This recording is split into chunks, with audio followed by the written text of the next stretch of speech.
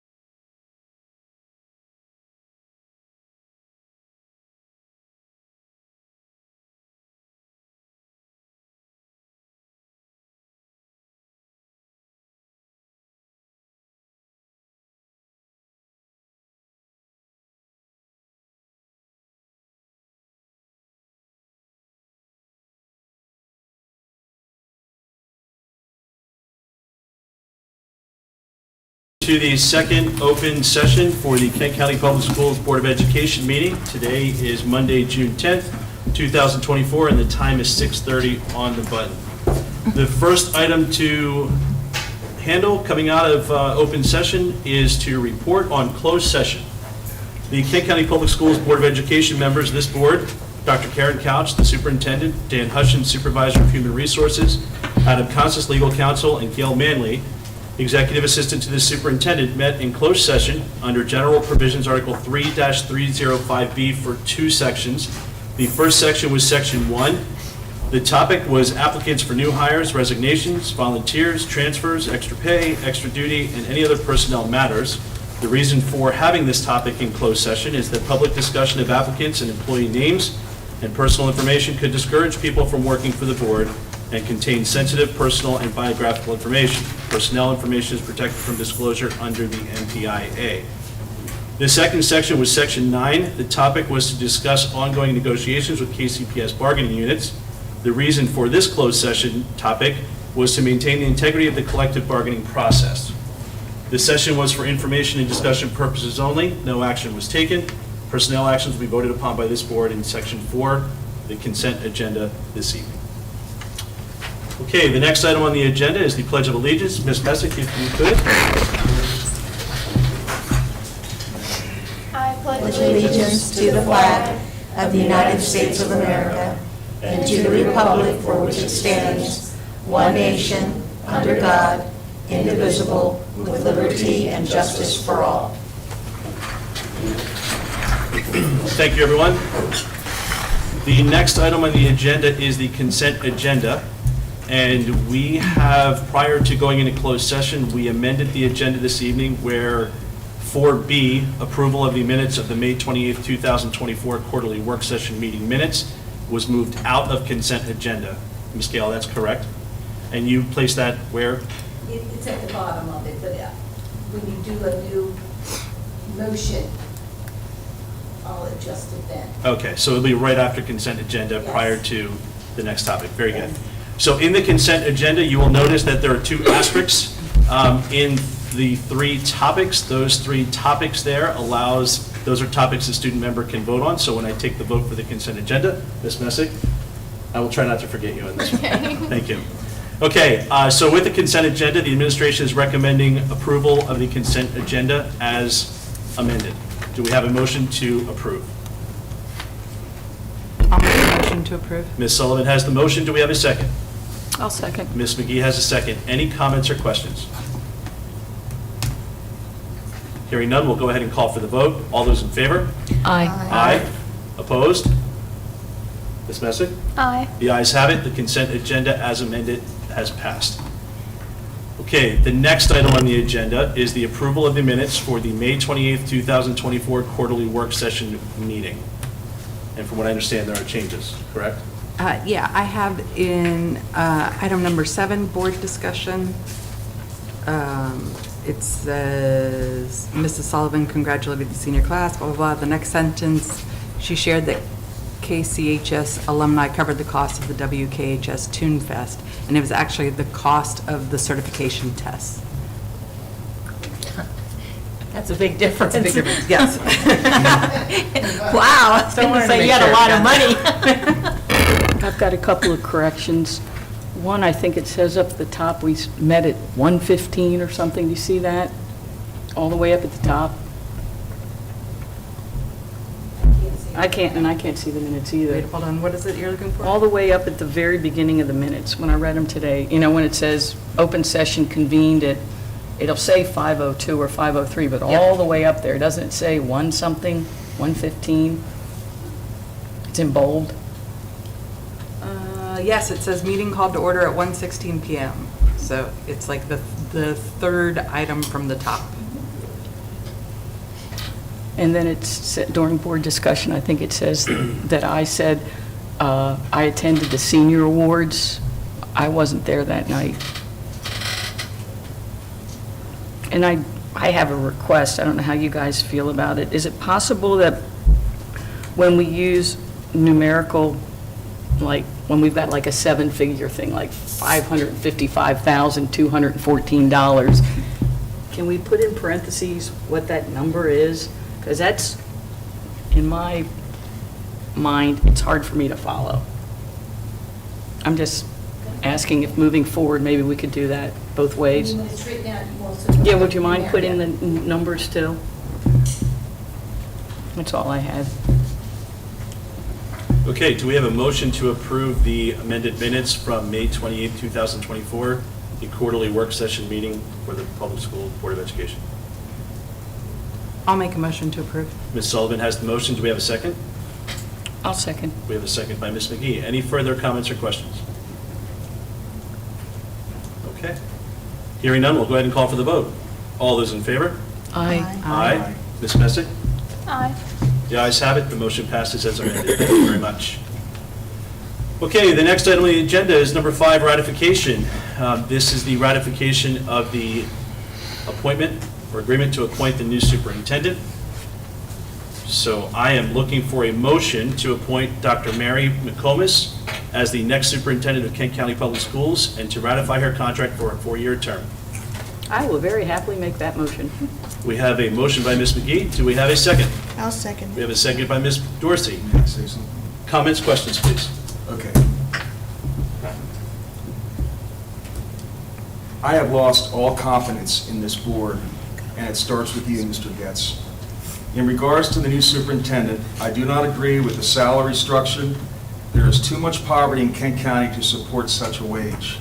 Furthermore, as I understand, this new superintendent will not move here for 18 months. So if she does not like it here, it will be easy to bail and leave. Last week, Dr. Couch reached out to us early in the morning. There was an incident at one of the schools. 15 minutes later, she called and she was there on the scene. That's what I expect out of a new superintendent. Lastly, this individual has never held a superintendent position. All I can say is that we had other options. Okay, any additional comments? Okay, we have a motion, we have a second. We'd like to go ahead and call for the vote. All those in favor? Aye. Aye. Aye. I'm opposed. We have 4 ayes and we have 1 opposed. The motion passes. We have a new superintendent appointed for Kent County Public Schools. Thank you. And I would say that Dr. McComas.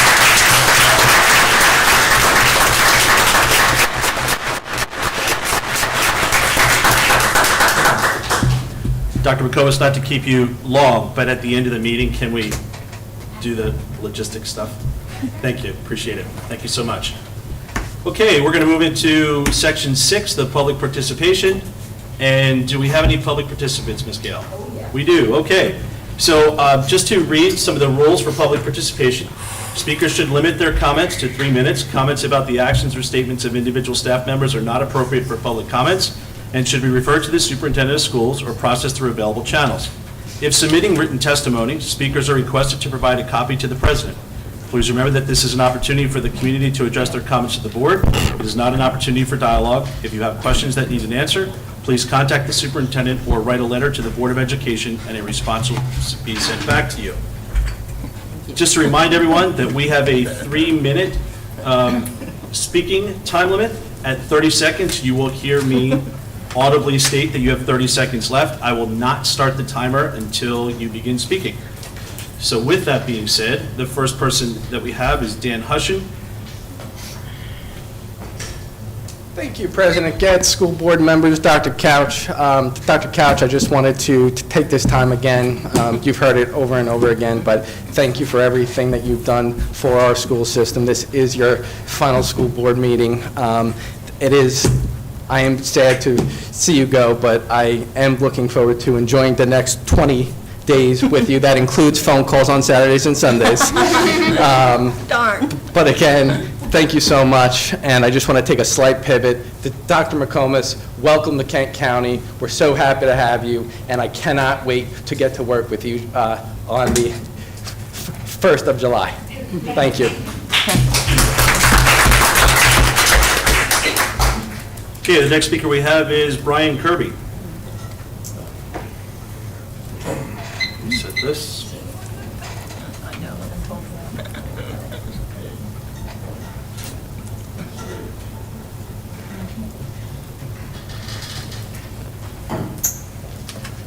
name's Brian Kirby. I'm from Chestertown. Spent 12 years as an elected board member here and was on the board when Dr. Couch first came here, along with Michael Harvey, Brian Williams, Jeff Reed, and Chick Prince. I participated in 3 superintendent searches in my tenure. Always used MABE, always thought they did a great job. Sounds like they did a great job this time, just my opinion from what I've heard from the outside listening. And I want to commend Dr. Couch.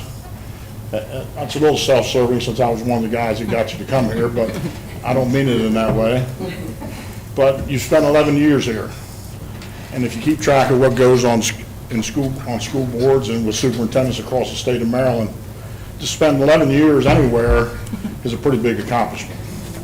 I will say, I didn't always get along with Dr. Couch.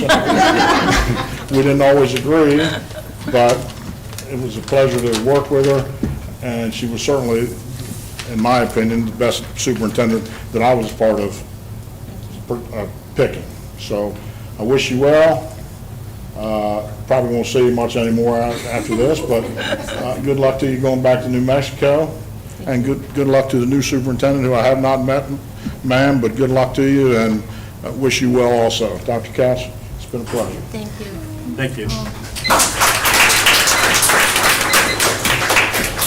Okay, next is Jody Bortz.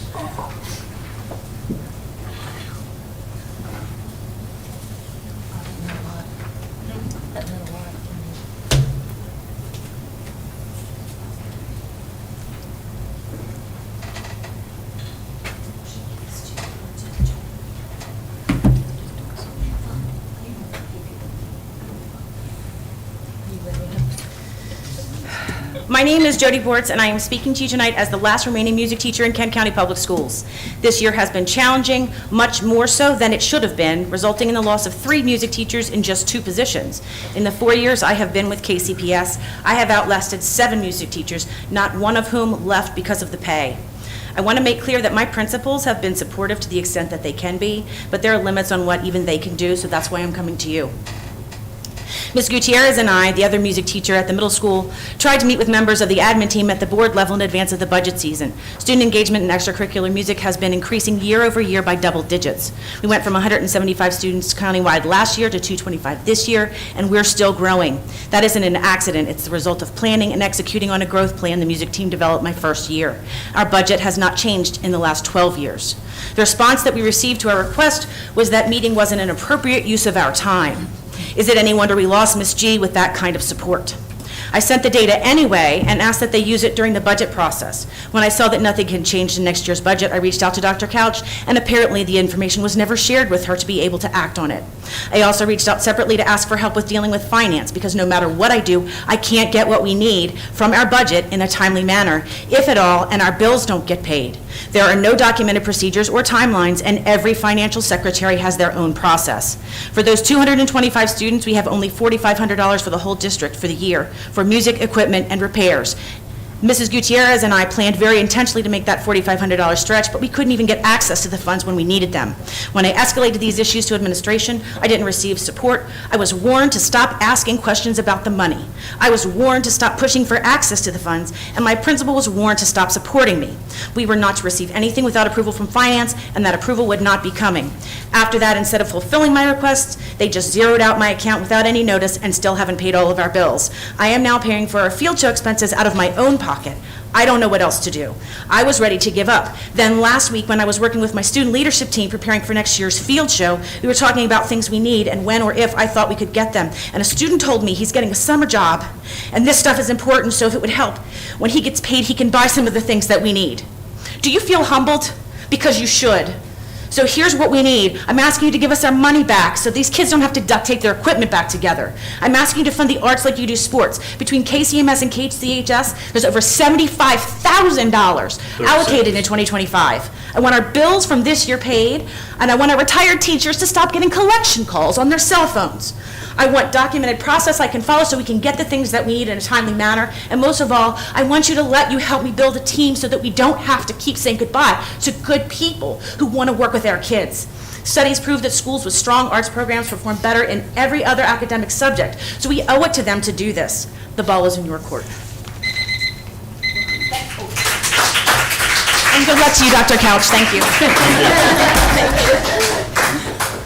The next speaker is Robbie Bear.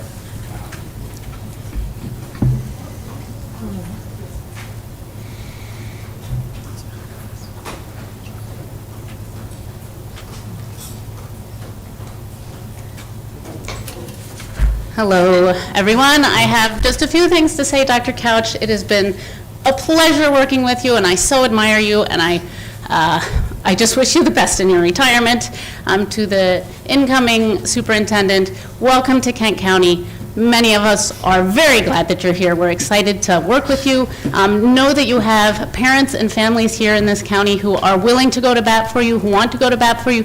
Please speak up and ask us for help, because we are here for you and we want to help. And I feel like we haven't been put to as good use as we could be, so please, we're on your team. So that's two things. The third thing is about the music program and the arts programs.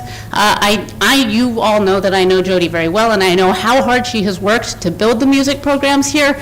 I have two kids. I have my daughter in the high school music. She's doing all of the band stuff. One son in the middle school program. I've seen that middle school program balloon in the last year. It's very exciting to see these kids coming up, and I just don't want them to be left hanging once they've gotten so invested in it. I know the high school kids are super invested. I've been, volunteering with the band, and the number of opportunities that Jody has created for these students is extraordinary and requires a ton of work. And to lose teachers like Jody because they don't feel like they're being supported I think is probably one of the worst things that can happen in this school system. We don't have everything that we can offer the average teacher. There's other opportunities for people elsewhere. When we have somebody who is doing the hard work and who is showing up and who is giving opportunities to our kids, we need to do everything that we can do to support them and make them feel supported. So I just want to say that that's specifically for music, but again, for the arts in general, like Jody said, having a strong arts program filters out to everyone else, and we talk a lot about athletics in that way, but we don't seem to talk about the arts in that way. So I would really love for us to start recognizing the arts as another pathway for those kids who aren't getting scooped up in academics or in sports. Thank you very much. Thank you. Okay, the next speaker is Elizabeth Tussing.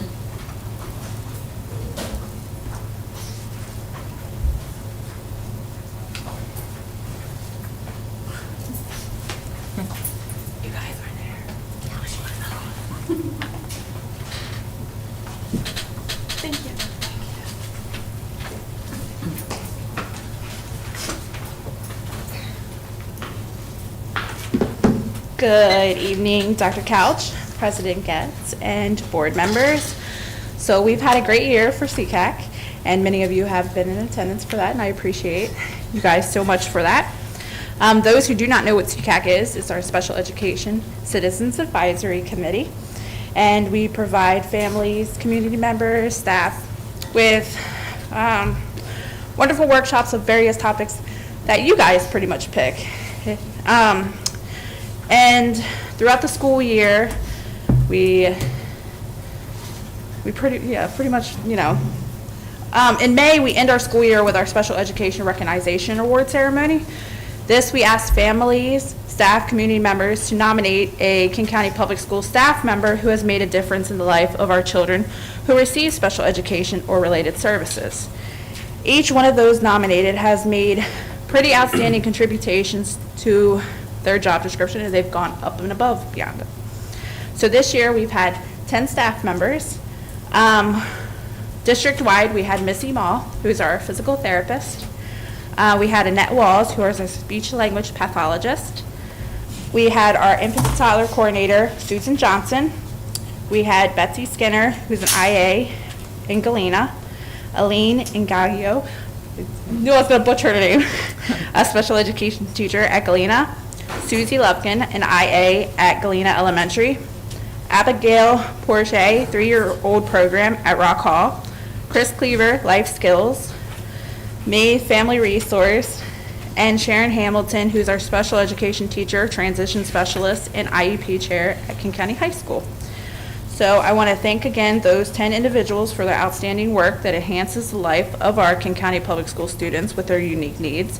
And a big thank you to those who took their time to acknowledge these amazing staff members. And we look forward to seeing and serving you all next school year. Thank you. And I want to say happy retirement to you. Thank you. Thank you. Thank you, guys. Thank you. Okay, the next speaker is Mr. Mike Wall.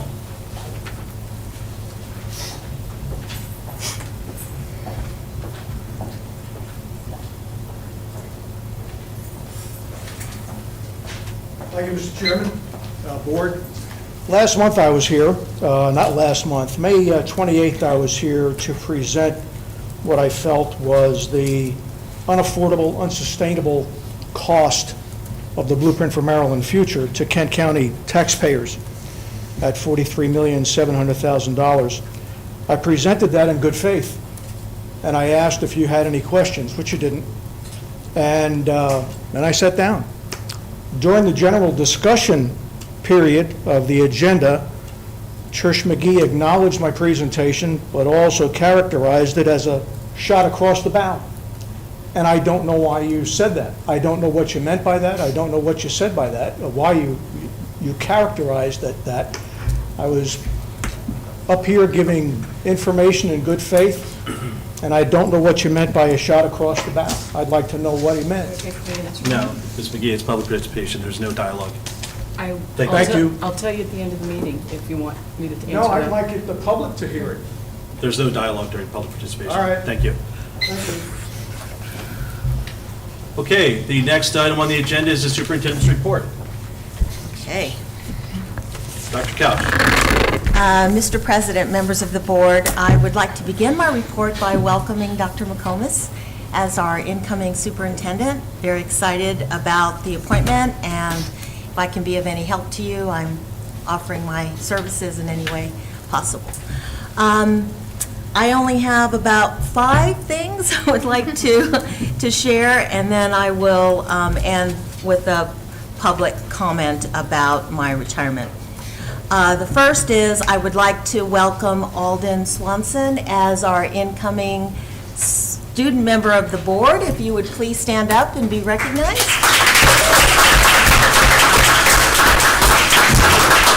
If you'll just keep standing for just a moment. Oh, you heard from her mom earlier, but I'm going to speak about Alden, the student. Alden is a junior at Kent County High School. She has a GPA of 4.0. She is the assistant drum major. She's also on the SGA executive office position. She's cross-country captain position, which my understanding was this was your first time at really getting involved in cross-country, and you had a spectacular season, so very proud of that. I'm looking very forward to you being on the board. Just sorry I can't have the opportunity to work with you, but I know you will do an amazing job. You do have big shoes to fill, but I think you will do an amazing job. She also traveled with her parents when they were involved with the Busload of Books project, so she was traveling around and visiting Title I schools all over the country, so you probably have lots of stories you can fill us with. So welcome to the board, and so happy for you as a student member of the board. I also wanted to recognize the county for their recommended county budget. As you know, spent a lot of time, the last 11 years, have spent a lot of time at county commissioners, trying to advocate for our schools. And this year was it was the most beneficial to us as a school system. So I wanted to recognize the county commissioners for their support. They provided us with, it will be official at their next county commissioners meeting, but they are proposing an increase of $554,000 above the local education effort, which, as you know, I think the most we've ever received from the county that actually came from the county. We received a little over $250,000 one year, but most of that came from the governor's budget. So this year, getting the $554,000 helps us to provide competitive salaries for our teachers.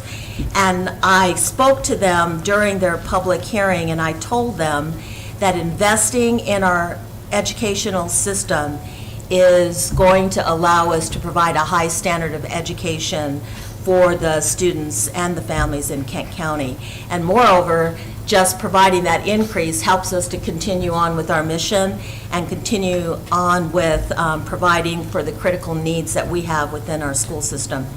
So in addition to the additional allocation above local education effort, the county is proposing to provide us with the allocation to move forward with the architectural planning and design for our new middle school. So that is about a 1.750 allocation to the school system. Huge allocation to us because the state will provide us with $1.8 million. If we don't continue on with moving forward with the planning and design, we get further behind. And I think it's going to allow us to go forward with introducing the legislation that we had introduced this year at the Assembly to change the funding formula for construction in Kent County. Now, again, I know it stayed in committee and it never made it out of committee, but part of the reason why it never made it out of committee was because the chair was of the opinion that we would be setting precedents. But we would not be setting precedents. Precedents was already set by Garrett County.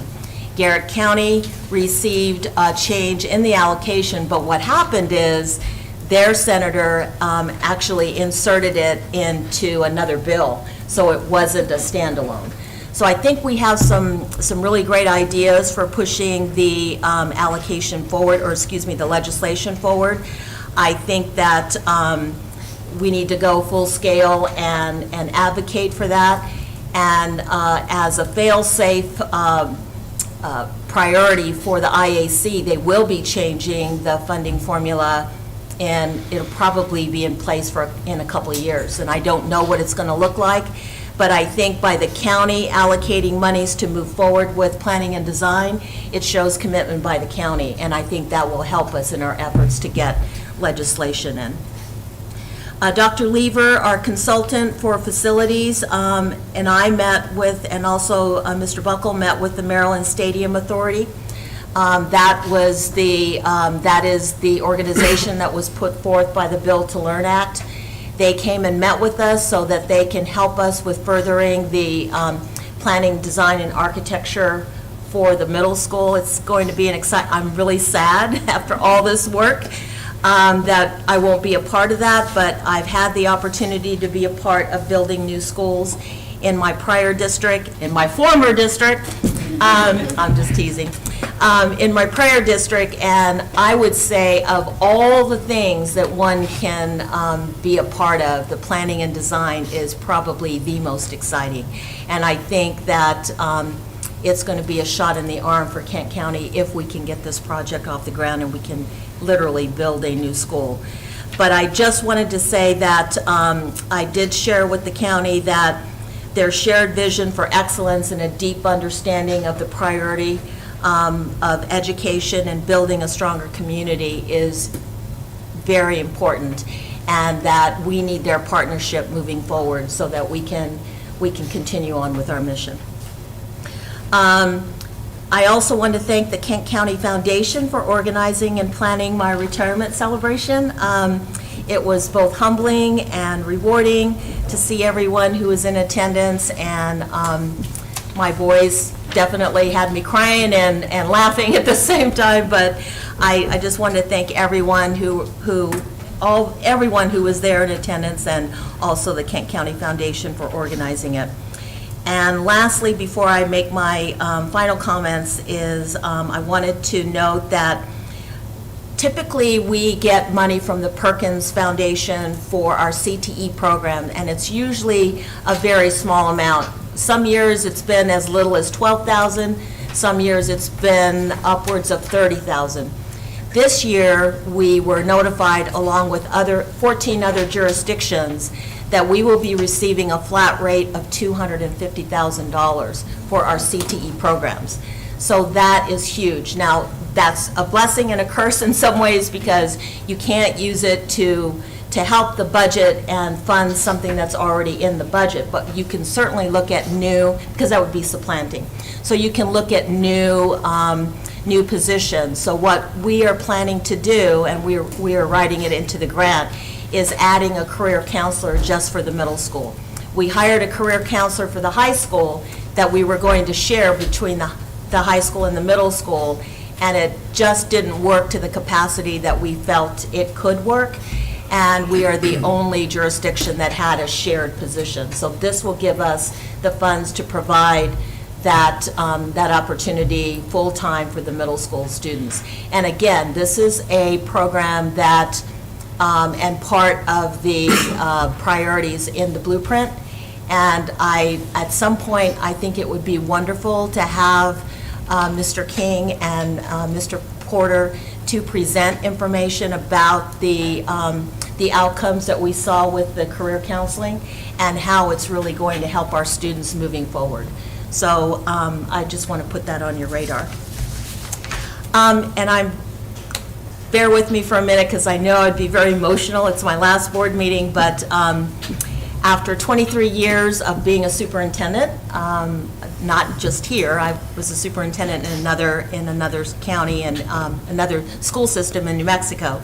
Retired in New Mexico, took the position here in Kent County, and when I was hired, I shared with the board, I'm not looking for this to be a stepping stone. I'm here because I want to be here, and I felt a strong connection to the county and to the board that hired me. One of the board members joked and said, yeah, okay, we weren't sure that you were going to stay, and then we couldn't get rid of you. No, that's not true. But I think I know who that was. Yeah, I know, sitting in the back there. But anyways, tonight my heart is filled with gratitude and pride. And after 11 years of serving as your superintendent, it's time for me to step aside and make room for the new leadership that you just hired this evening. I want to take this moment to express my deepest thanks to each and every one of you. To the board, thank you for your unwavering support and trusting me with the immense responsibility of leading this small but mighty school system. Your commitment to our students and your steadfast guidance has been the cornerstone of all of our collective success. To the administrators and the staff, you are the unsung heroes who work tirelessly behind the scenes, and I know you don't hear enough. As superintendents, it's a lonely position, and I don't hear it, and I'm sure Dr. McComas won't hear it enough. You never get all the accolades that you feel that you should get, but you have to have that inner compass to know that you're doing the right thing for the staff and that you're doing the right thing for the students. Your dedication and passion as administrators and staff and relentless pursuit of that excellence has made a profound difference in the lives of our students. And I'm continuously inspired by the commitment to creating a nurturing and effective educational environment. We together, the collective we've really done a lot, and we've accomplished remarkable milestones, from the strategic plan that we put together for the facilities, and then just being able to look at all of the accomplishments that we had. You know, our facilities were relatively untouched for over 20 years. And for us to look back and say we accomplished everything that was on, besides the new construction of the middle school, but we're still on track for that. That was the big project. We accomplished over 16 projects and got countless money from IAC, which they were surprised to see Kent County even show up to one of their meetings asking for an allocation. We've improved our facilities, we've enhanced our curriculum, we've implemented innovative programs that have enriched the educational experience of our students. These accomplishments are a testament to what we can achieve when we work together for one common purpose. And I know it's always difficult because there's a lot of white noise that's out there that's saying you need to do this, you need to do that. But what I'm most proud of is that we've worked together as a team and as a board and a district to do what was best for our kids. As we reflect on our achievements, we must also acknowledge that our work is not finished. There are still many challenges to be met and opportunities that must be seized. I have every confidence that under your continued guidance with your new superintendent and your unwavering dedication, our district will continue to thrive and grow. As I retire, I carry with me countless memories. I cannot tell you, I wish I could share a lot of the funny memories I have. And my administrators, they surprise me with some funny things that happen throughout the years, but I share countless memories of all of the people that I've worked with along the way. It's been an honor and a privilege to lead such an extraordinary team, and I wish you all the best as you continue to make a difference in the lives of our students in our community. And so I am going back to New Mexico. It is my home. I'm going back to my hometown, which I have not lived in since I was 21. But the mountains, it's funny because I bought a lot facing the Oregon mountains, and my builder who's building it said, "Oh, you're another one of those mountain magnets." And I said, "Yeah, that's me." I'm going back home to have a beautiful view of the mountains, and I will always cherish my time here in Kent County, and I cherish the opportunity to be with all of you, and I know you'll continue to do wonderful things, and I thank you for the opportunity to serve you. So thank you. Thank you, Dr. Couch. We really appreciate it. Okay, we're going to move on to the...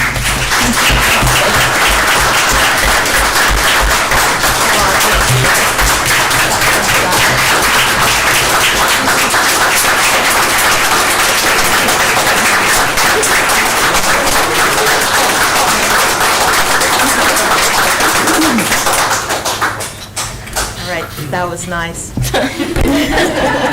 All right, I'll take those accolades. We just eliminated an item agenda on the bottom of the agenda, so thank you. No, it's good. It's all good. Thank you. Okay, we're going to move on to the student member of the board recognition. Dr. Couch. Okay.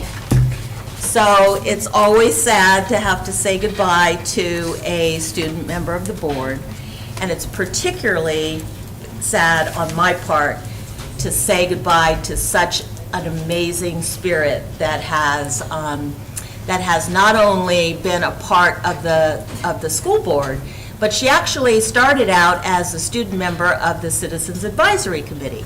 And I think back on that very first meeting, and we were talking about a lot of different things, and I remember Maddie saying, "Can I say something?" "Yeah, that's why you're here." And she just wowed us with, she was very nervous, but she wowed us with her ideas and her thoughts, and she really brought in the student perspective. And I was so impressed by you at that meeting, and I thought, that girl is going to do some great things. And so I am just really, really pleased that you are going to have a wonderful and bright future. As many of you know, she got a full ride to her university of choice, and University of Maryland, so we are cheering for you. We know you're going to do wonderful things, but I do have a proclamation that I'm supposed to read, so I'll get off script for a minute. It's a proclamation naming Madison Lee Messick as the 2023-2024 Kent County Student Member of the Board. Whereas Madison Lee Messick has enhanced her knowledge of the governance of the school system by tirelessly serving as student member of the board during the 2023-2024 school year, and whereas she has given of her own time to serve with the Kent County Public Schools Board of Education, whereas she has represented the students of Kent County Public Schools by providing input and information to our board members, and she did that with much grace. To our board members and stakeholders, and whereas she has personified integrity through high moral and ethical standards while serving as student member of the board, now therefore be it resolved that the Kent County Board of Education does hereby officially recognize Madison Lee Messick for her service and dedication to her position as student member of the board, Kent County, Maryland, for the school year 2023-24. passed and approved this 10th day of June of 2024. And then we have a plaque, I know, a plaque that says Madison Lee Messick, student member of the board, 2023-24. So this is for you.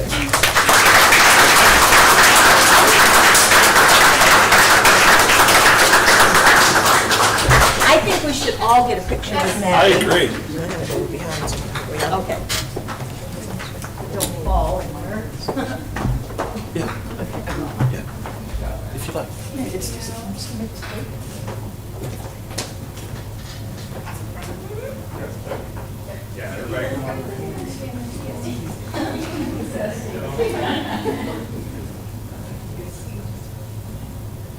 All right, everybody ready with me? 1, 2, 3.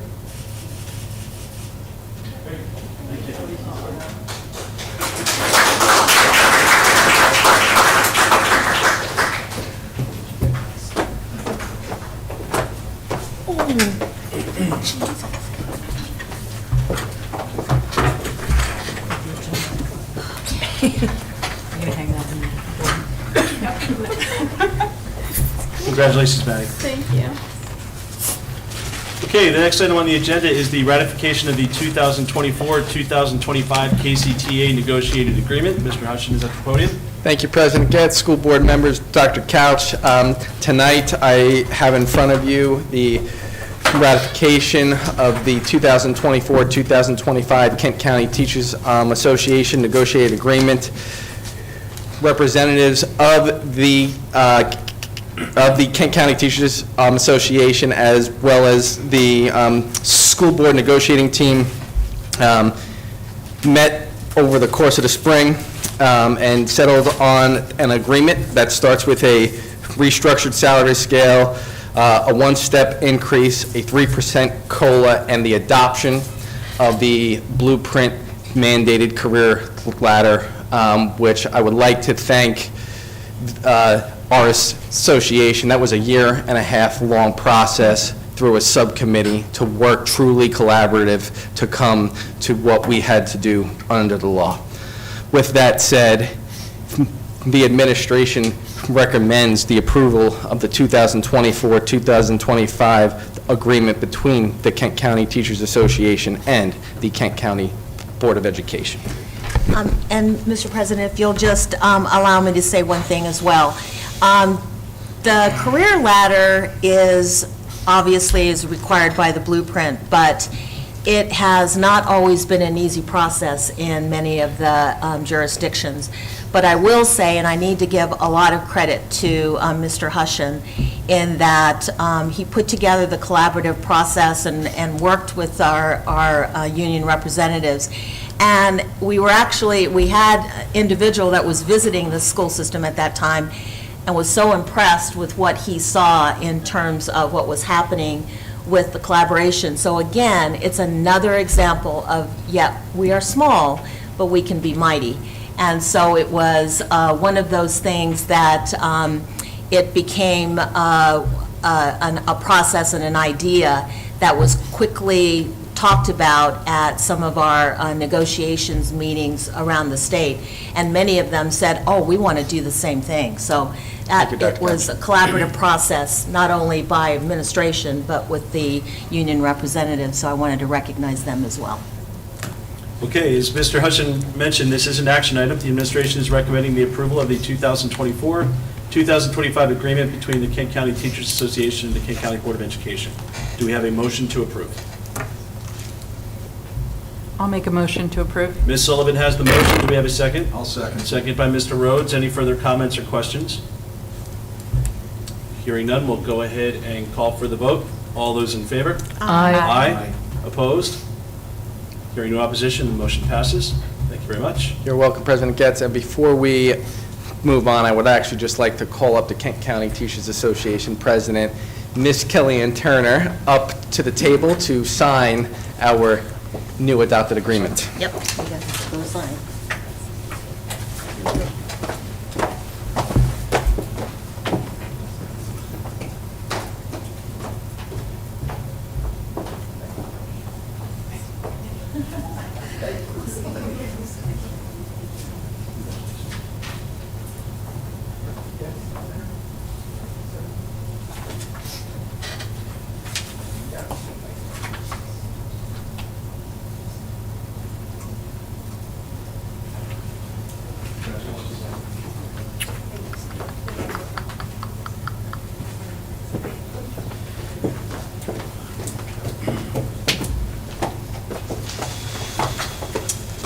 Okay, Mr. Hudson, number 2, ratification of 2024-2025 KCESPA negotiated agreement. Yes.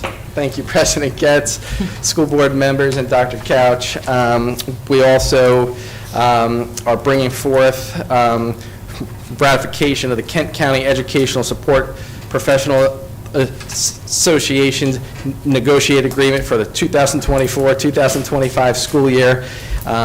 This agreement starts with a one-step increase and a 3% COLA. With that said, the administration recommends approval of the 2024-2025 agreement between the Kent County Educational Support Professionals Association and the Kent County Board of Education. Okay, as Mr. Hudson mentioned, this is an action item as well. The administration is recommending approval of this agreement. Do we have a motion to approve? I'll make that motion. Ms. McGee has the motion. Do we have a second? I'll second it. Second by Mr. Rhodes. Any further comments or questions? Hearing none, we'll go ahead and call for the vote. All those in favor? Aye. Aye. Opposed? Hearing no opposition, the motion passes. Thank you very much. Thank you, President Getz. And we have one more signing, and I'd like to call up the Kent County Educational Support Professional Association President, Ms.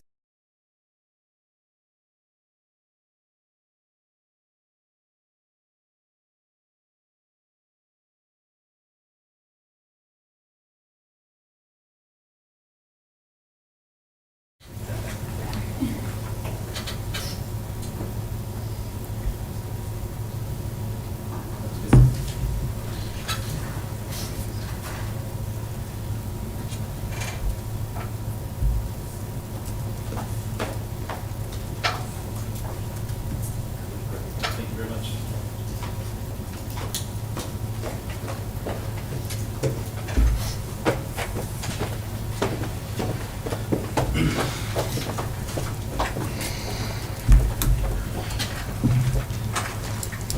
Okay, thank you to both associations, and thank you, Mr. Hudson, for presenting.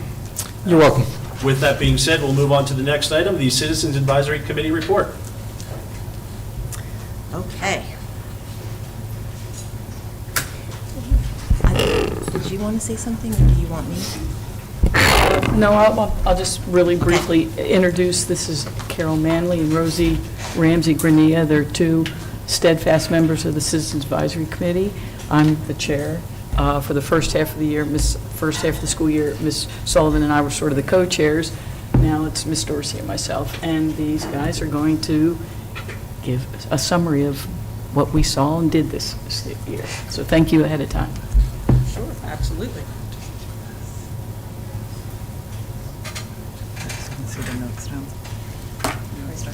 Sure.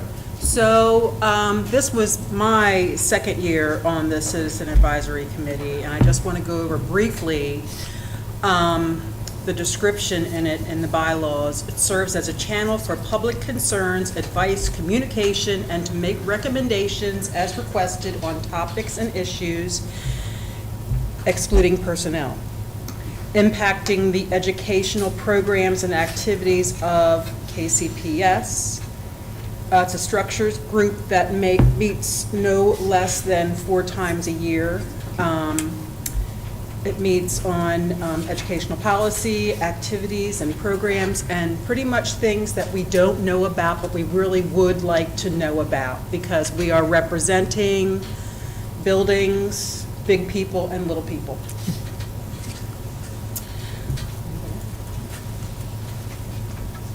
The board started in July, and so these are the names of the folks. As Ms. Miggy mentioned, she's been the chair with Ms. Aretha Dorsey as the co-chair. I've been representing Garnett Elementary along with Maureen Rantville, and our student representative was Ben Lawler.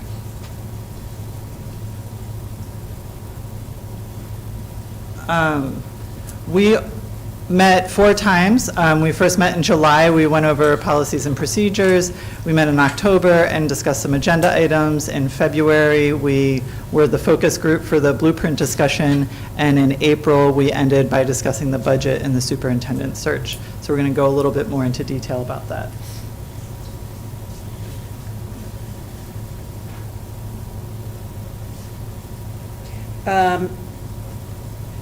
Our first meeting was Monday, July 17th. Over the course of 8 or 9 months, we had 4 meetings, as I said. In our second meeting, because the first one was pretty much inducting our new people and talking about procedures, the second meeting, we had 2 hot topics, ELL, and Mrs. Gina Jakimowicz let us know how students are identified and assessed to gain services, to implement services, to enhance their learning. Would you mind just telling them what the abbreviation stands for? I'm sorry, I'm all about abbreviations. English language learners. It's English as a second language, but they've just made it smaller. And sadly, we have 1 child at Rock Hall, just 1. Anyway, so she gave us some really, really good information. At that same meeting, we had some concerns about transportation issues from an elementary school that was letting students off too late for some people's liking, and then one with a specific bus driver that a student was let off with not a contact being at the home. Everything was rolled out, everything was smoothed over, everything was taken care of. That's what was brought back to us. This one? Just a little bit about our discussion with Dr. Smith about the blueprint. We went over a lot of the strengths and some of the areas that we saw for growth. One of the areas for strength that we really appreciated were the work that we've been able to do over the past 10 years with the pre-K program in Kent County, as well as the work of the Judy Centers and their growth, as well as our dual enrollment options that we have for our high school students. Areas for growth were wanting to do more about early detection of things like autism and other conditions, since so many parents really do struggle to find ways to evaluate and diagnose early when you can really have a greater impact. Also, the concern about well-being for teachers and staff. So many folks are stretched thin and wearing many different hats, and we see that as something that's going to be a challenge with Blueprint, because while our budget increased to compensate our teachers and staff better, it also puts pressure on bringing in new staff to make sure that our classroom sizes stay reasonable, and we have seen some of those classrooms really grow. For example, my son is in a classroom with 27 students right now in 4th grade in Garnett. And that was our Blueprint discussion. One of the other, just to add as well to the English language conversation, one of the thing that had us bring it to the agenda was because we knew there was really, at that time, only about one person in the school system that was providing those services. And so we would discuss those staff shortages, and we have seen a few more people come on board since then. So we just want to encourage that to continue to be a priority, especially as our Latin population continues to grow in Kent County.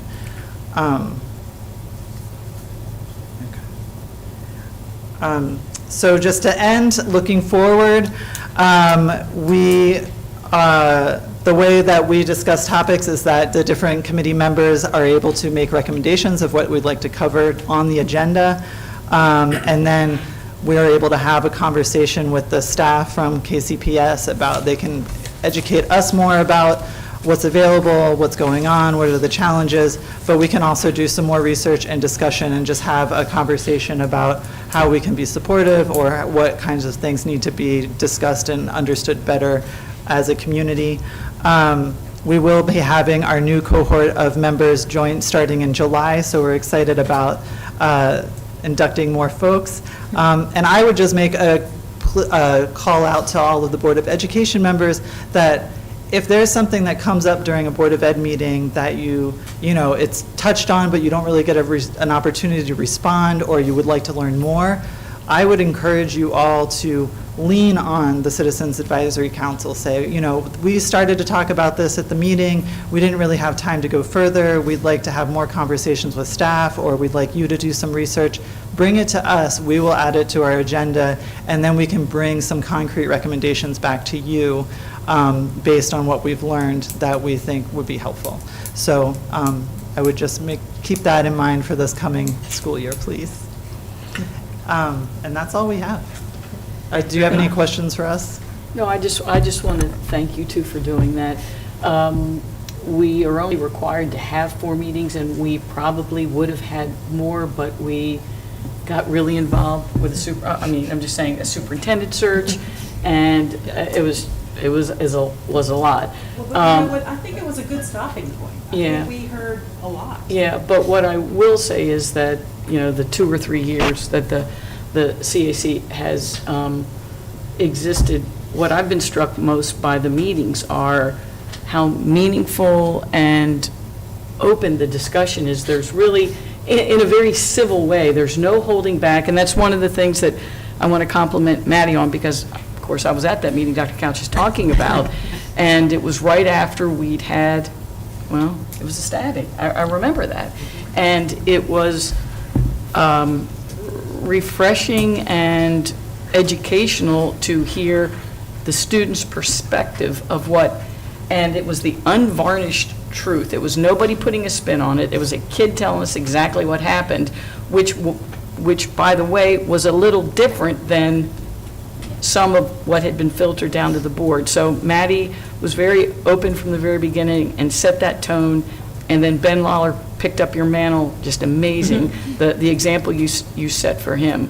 So, but I've really been struck by the openness of our conversations, and really, I thought the most vigorous conversation, the most vigorous meeting we had this year was when Dr. Smith was here talking about the blueprint. And again, Ben, the student member of the board, of the CAC, is the one that really took charge of that meeting. So,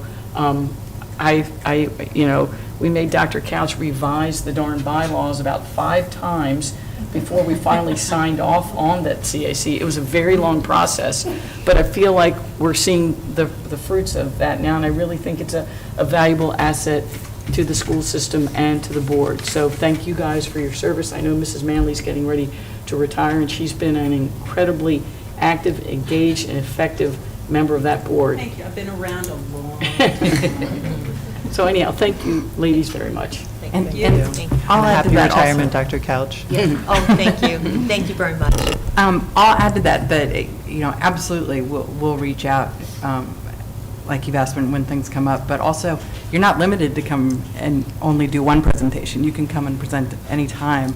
And I also remind the community that the CAC members represent different schools, so if you are looking for someone to discuss and try to get information in front of that committee, to get in front of the superintendent, to get in front of us, the CAC is a good place to start. So if you go on the KCPS website, you can go to the Citizen Advisory Committee page, and it lists who your representative is. So feel free to reach out to them with any issues that you'd like the CAC to discuss. Right, and thank you there's- both. And there's 2 community-at-large members as well. Yes.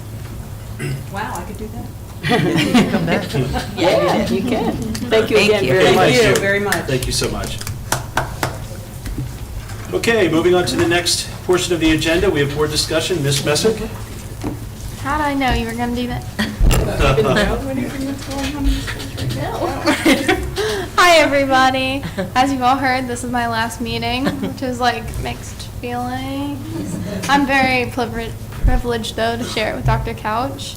But I I want to begin my discussion by thanking the board and the Kent County Public Schools for the honor and opportunity to be the student member of the board.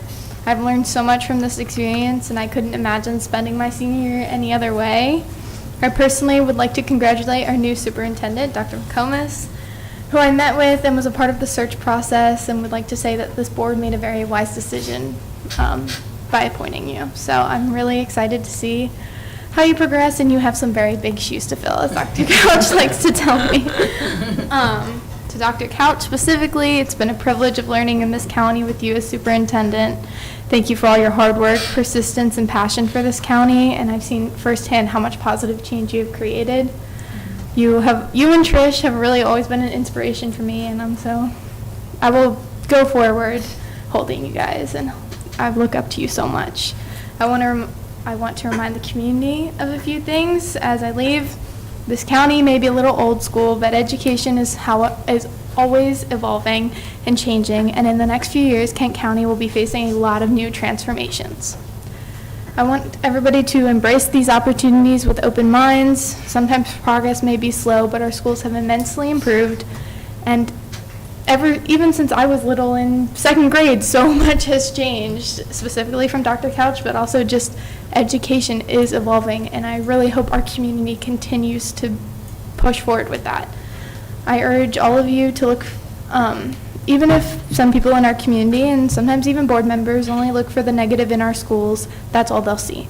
So I urge all of you to continue to look for the good. In our many different support programs, clubs, music programs, and ever-growing CTE programs, just to name a few, our teachers, staff, and admin are remarkable people who are dedicated to teaching our very remarkable students. And they deserve every ounce of support from the community. I want to wish specifically Alden the best. I know she'll do amazing. And all of you to continue to support this school system. No school system is perfect, but Kent County is my home. And it has been nothing but gracious to me. I can't describe the amount of love I have for Kent County Public Schools, and I'm excited for the future of this county and the path it has put me on. So thank you guys. One last reminder, that's my one last reminder, that this Thursday is the last day of school for everybody else. So, I was already out there, but it's the last day for everybody else. Thank you all again so very much. Thank you, Ms. Messick. Appreciate it.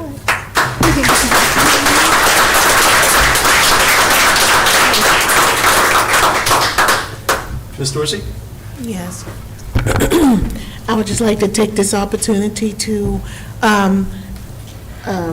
welcome our incoming student board member, also our incoming new superintendent, and I'm happy with our pick. I feel like that we worked very hard, and we did what we were instructed to do, and we did a thorough job.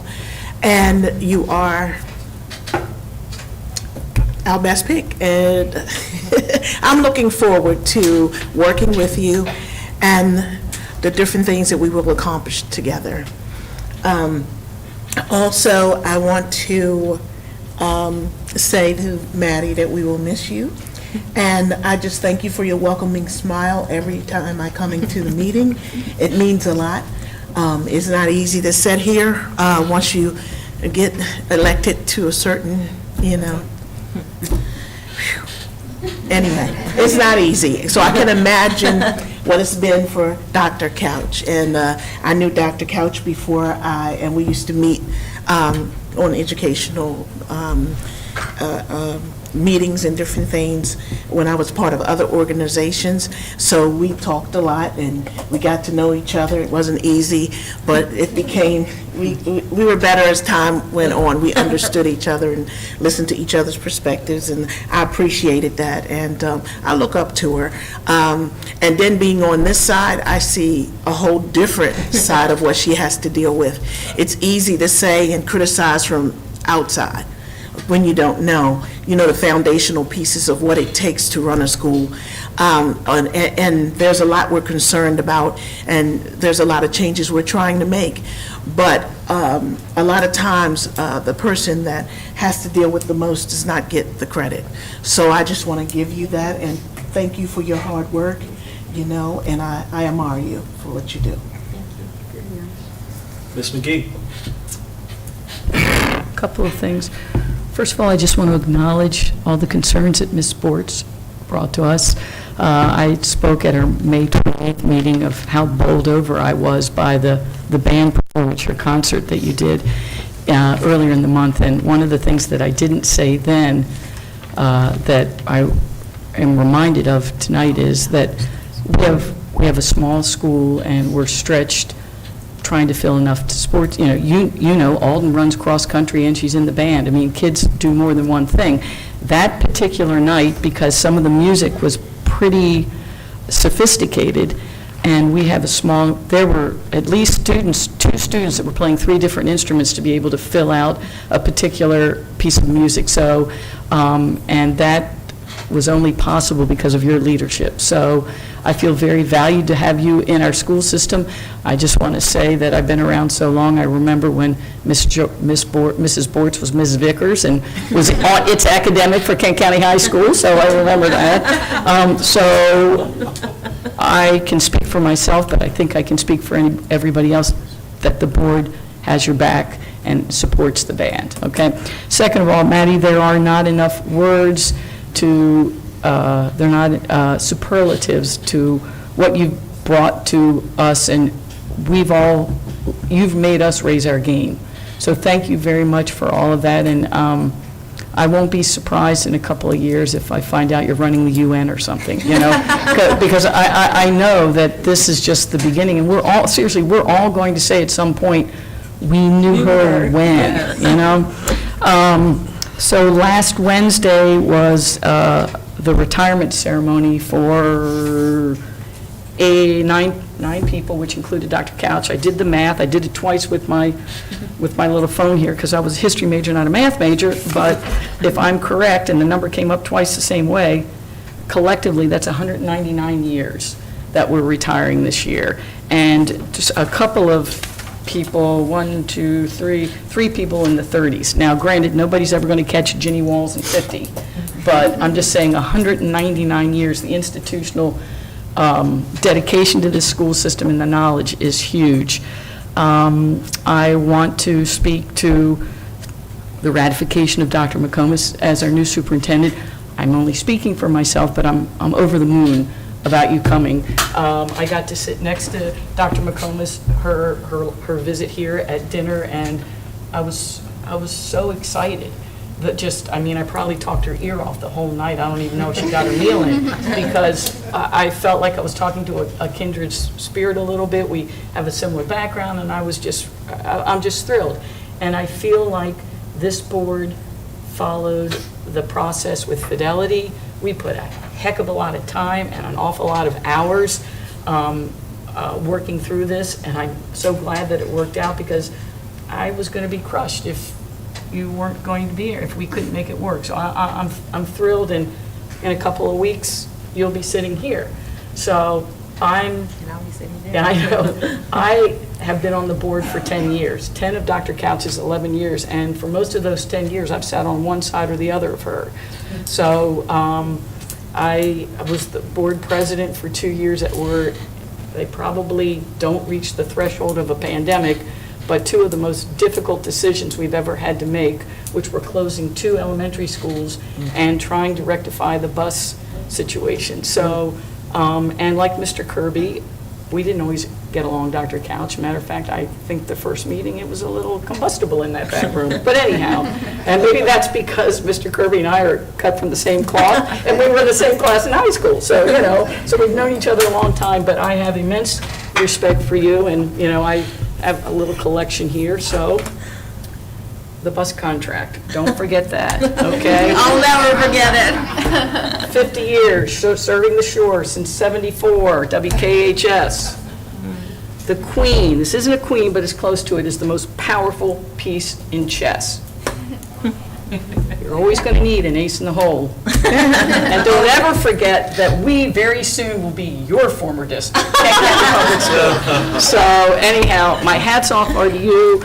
You've well-earned retirement, and I said this when you kind of knocked us over with a feather in January and announced that you were going to be retiring, and this is a little tearful, but I recognize, because I've been on the board for 10 of your 11 years, that all the gains we made in our school system came at a lot of personal losses for you, and I will never, ever forget how you continued to shoulder on when probably the worst things that I can think could ever happen to a person.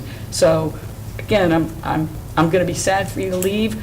I'm really happy that you're leaving a robust, small but mighty, and are going to have a heck of a new life.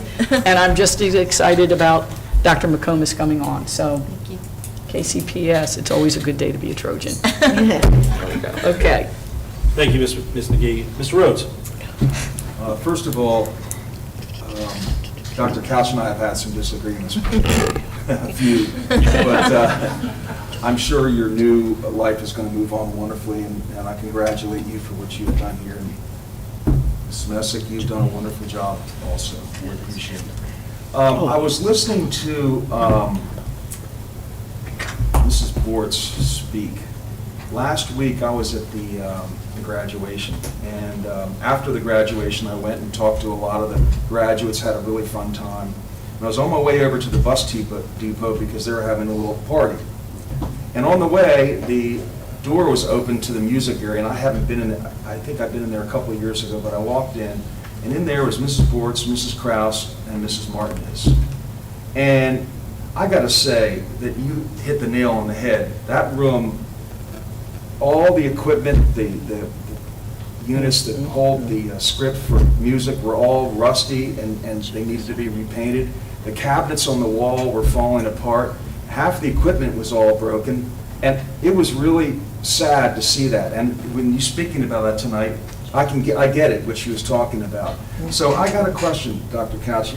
They have these booster things. Are regular citizens, are you allowed to donate to the boosters without getting, having to come across the board for anything? Absolutely. That's all I wanted to ask, because I think the band is extremely important in the school. And we have so many opportunities. We have sports, we have all these things. But after seeing that room and how poorly it looked, and the flags that Mrs. Kraus, they need so much help. So I want to help with that. That's all I'm going to say. And I think you deserve it, and I think our students deserve it. They had one piece of equipment up there. What was that called? That big, it was all falling apart. They had tape on it. So I just think that'll be a big addition to our system. Thank you. That's all I have to say. Okay, Ms. Sullivan? I also attended the retirement recognition event last week and enjoyed the shared stories of everyone there. It was a small group, so there was lots of time for lots of shared stories, and I wish all of our retiring staff the best in their future endeavors. I'm looking forward to attending the 8th grade promotion ceremony tomorrow morning at Kent County Middle School. And I attended the CCAC Award recognition ceremony that Beth talked about this evening, and it was really wonderful to hear all of the kind words from staff and families who nominated our special education staff. I want to thank them for all they do for our students and families, and shout out to Beth as well, who got some special recognition that night. Thank you for all you do with CCAC. I'm looking forward to working with Alden, and we're going to get that cup of coffee one of these days soon. And I agree with what's being said. The arts absolutely matter. They absolutely make a difference, and they absolutely mean something to this board. So we are going to do what we can, Jody, and thank you for all that you do and all the blood and sweat and tears that you literally give to our students. Thank you. I wanted to, sorry, I have lots of stuff, say welcome to Dr. McComas, and I'm so glad that you're here this evening, and thank you. I want to express my enthusiasm for having Dr. McComas join us in this pivotal role. During the interview process, she showed her dedication to education, her wealth of experience in various leadership roles, and a clear passion for student and staff success. Dr. McComas has already made an impact on our students, staff, and stakeholders. The students that she met with felt heard. They felt that she was interested in what they had to say and heard their needs and suggestions. And for me, this was the most valuable feedback I think that I received during the whole process. I am more than confident that Dr. McComas will lead Kent County Public Schools with integrity, empathy, and a deep commitment to serving the needs of our students, teachers, staff, and families. And I want you to know that you have my full support and cooperation every step of the way.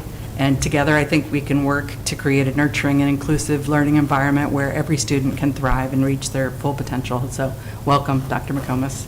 And then Maddie, because I can't leave you off of this. And I can't believe that this is your last meeting, and it's been a pleasure sitting next to you. Your dedication, passion, and commitment to representing the voices and interests of students in our school district has made a significant impact on all of us and on our community, and I thank you for that. Your willingness to listen, speak up, and take action on important issues demonstrates exceptional leadership qualities and sets an inspiring example for your peers and fellow board members. Your contributions have not gone unnoticed, and I want to personally thank you for your unwavering dedication to making our school district a better place for all students. Your hard work and commitment are truly commendable, and we are fortunate to have you as part of our Board of Education. Come back and see us often. We want to know how you're doing. You've been at every meeting that she's been at, so come back and see us also. This is Maddie's mom that I'm talking to, so thank you very much. And Dr. Couch, I have some things to say during the last item, but you will be missed, and all of your work has been greatly appreciated. And much like folks here, we didn't always start off marching to the same tune. It's funny that so many of our SOS members are here tonight also, because that's how it all began for us. So I wish you all the best. Right. Thank you. Okay, my turn. So this is the part of the night where I touch on everything that everyone has said, but I do want to make some comments. Maddie, I'd like to start with you. Sorry, this is a tough one. So when we have kids, when parents have kids, I felt like after raising 2 adults now, that my only job was to make sure that I cleared the runway, so that when they got to the end of the runway, they could take off. You took off like right at the beginning, and I've been nothing but impressed with the way that you've carried yourself, with the way that you have interacted with this board in conversations, and really have contributed to every space that you've touched. And I can't thank you enough for taking off, before the tower said it was okay. I know your mom, all of us who have kids, students that have graduated have been trying to hold you back. We can't do that because you have realized your full potential, and I think that you are going to see things and you're going to be so successful that I just can't wait to hear about it. And to Trich's point, it's going to be insane because I'll be the one saying I knew her. So thank you for being a part of this and putting yourself into the process to come join this space. You've been an absolute joy to work with, so thank you. Thank you. Appreciate that. Just want to, for the high school graduation ceremony, had a fantastic ceremony this year. Thankfully, it wasn't like sweltering 100 degrees. Yeah, thank God. But it was really nice, put well together. I just want to thank the principal and thank all and band director and just everyone with all that you did for graduation. It was truly a wonderful day. As a board member, it is one of the joys for me in my service, and I will be very upset because that was my last graduation to attend. But I just want to say thank you for making it real special because it's such a happy time. So thank you for that. Definitely want to go ahead and just thank all of the stakeholders that participated in the superintendent search process. We as board members, the in-person days, and I spoke to this a little bit at the May 28th quarterly meeting, we had the luxury of joining our candidates at the end of the day. We put our candidates through a ringer, and it was purposeful, but each time, we included every step of the way from students to staff to teachers to folks in the public, and they were with us every step of the way, and we read all of their comments. And we got to a great place. We had great candidates, but there was one candidate, Dr. McComas, that you stood higher, you were bolder, and you definitely made an impression on me, and I can't thank you enough for putting your name into the hat. Certainly for the next 6.5 months, or 6 months when you start, I'll be able to work with you. But I also want to let you know that you have my commitment to assist you as you need. We definitely want to make sure that you have that space and that runway. to be able to get what you need from us. So thank you for being here tonight, and also thank you to your husband for joining us as well. We really appreciate it, so thank you. Dr. Couch, I'm not going to say anything until the end, so I'll leave that in that space. But one last thank you. I just want to thank the system, teachers, students, parents, staff, administrators. The year is over Thursday. It's been a crazy year, but I want to thank all of you for everything that you've done. It has been and I'll speak for myself, and I know Tricia alluded to it, these last 6 months have been the craziest that I've ever seen as a board member. And I was joking around with Adam that everything that a school board could see happened in 6 months. And so it was hair-raising. I want to thank the board for kind of keeping pace with me, in my crazy color-coded calendars to give you all the information you need as to where to be at what time. Also to staff that, participated throughout this process. Thank you for being committed to the school system and being committed to our students. So I just want to thank everyone for that. And I will end it there. Great. So, okay, so let's move on to education services. We're looking at 9A, Stride K-12 virtual programming. Okay, so before I introduce our presenters, the principals for Stride K-12 virtual programming, I just wanted to note that I felt a passion for bringing this forward. I could have obviously waited until our new superintendent started, but I think it's important to try to move forward and make a decision on Stride K-12 and a virtual option that will be afforded to Kent County Public Schools if the board approves this opportunity. We will address this during the presentation, but I wanted to note that I know that Ms. McGee, you asked at one point for us to do some research in terms of how many of our students are actually homeschooled, because there was a number that was thrown out by a board candidate that over 40% of our students are not attending Kent County Public Schools. So we did a little bit of research, and I knew that number was off. So we have about 16% of our students that are homeschool students. That is not 40%. That is, it's about 16.5%, 16.5% of our students attend homeschool. So obviously, that's a demographic that we need to try to get back into our school system. A lot of our homeschool students are in homeschool because of religious reasons in some cases, but just a lot of opportunity that they feel that they have with online programming that they can attain in their homes, at their home, and with other homeschoolers throughout the county. So had a presentation at ESMEC. ESMEC is the Eastern Shore Consortium, and it consists of 9 counties. And right now, virtual programming is allowed, but only through FY25 for a for-profit company.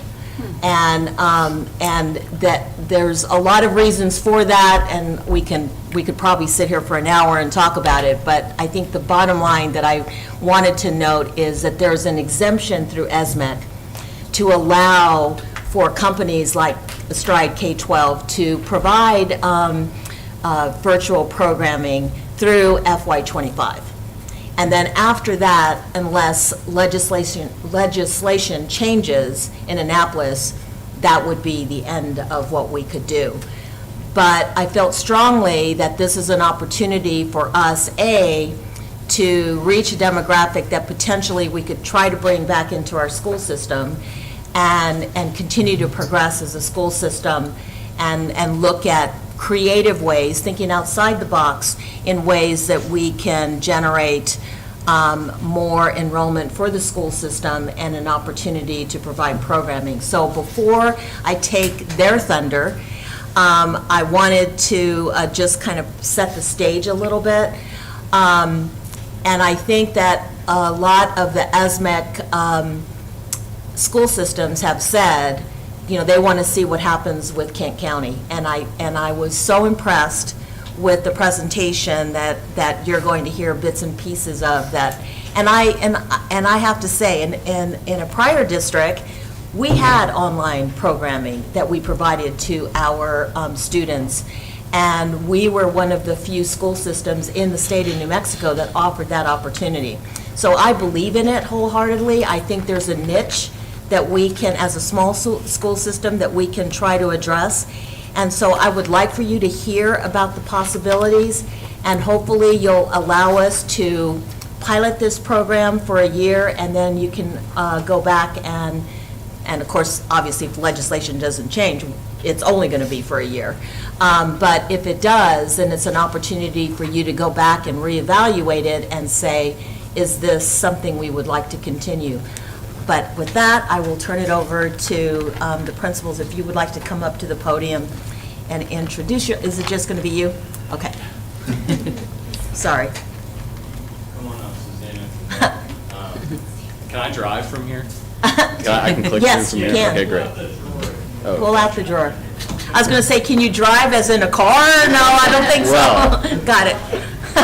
If you want. Okay. If you want. Great. Mr. President, Dr. Couch, how much time would you like me to spend kind of walking through this? I think if we can try to keep the presentation about 20 minutes. Sure. I think, and then leave some time for discussion, that would be great. Great. Okay. Well, thank you all so much for having me and some other members of my team. Suzanne, my name is Charlie Craighill. I lead Stride K-12's partnership efforts here in Maryland. I was a long-time public school teacher in DC Public Schools, and I've been with Stride for the last 8 years, working in Virginia and Maryland largely. So again, thank you all for having me and taking time in what's a very celebratory evening. But what I'll do right now is spend the next few minutes talking about who we are and what we do, some of what Dr. Couch highlighted, but what is proposed is a virtual program that's managed by Kent County that we would service with the goal, like Dr. Couch said, of engaging and accommodating a homeschool community that's significant here in Kent County and the other ESMEC districts. And by offering this program, bringing net new enrollment into the district and net new funding associated with that, on which we would not invoice the district until the next fiscal year when the per pupil allotment has been provided to Kent County Public Schools. So I want to make that very clear as we walk through this, and obviously you all have an agreement to review. But if you're not familiar with Stride, the company was formerly called K-12. The company, as it's grown over the years, has gone into pre-K and beyond 12th grade, so we have kind of a parent company now, Stride, but K-12 is still largely the business line that services school districts for virtual schools. And that's largely a brand name that, a homeschool community or those who opt into virtual school programs know.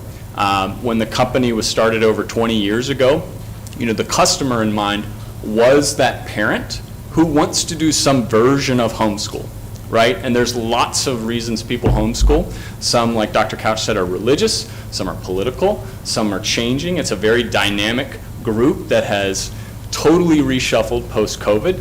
But within that large and growing community is a swath of students and parents who want virtual school and think of it as homeschool. They want freedom of space. They want supervision of space. They want freedom of schedule, largely. But many students enrolling into a virtual school, often in partnership with a charter board or a public school, they want oversight. They want access to certified teachers. And access to the community that a school district offers. So this is really designed to be a best of both worlds partnership with Kent County, but still allows some of those things that, service the needs of those for why they are homeschooling to begin with.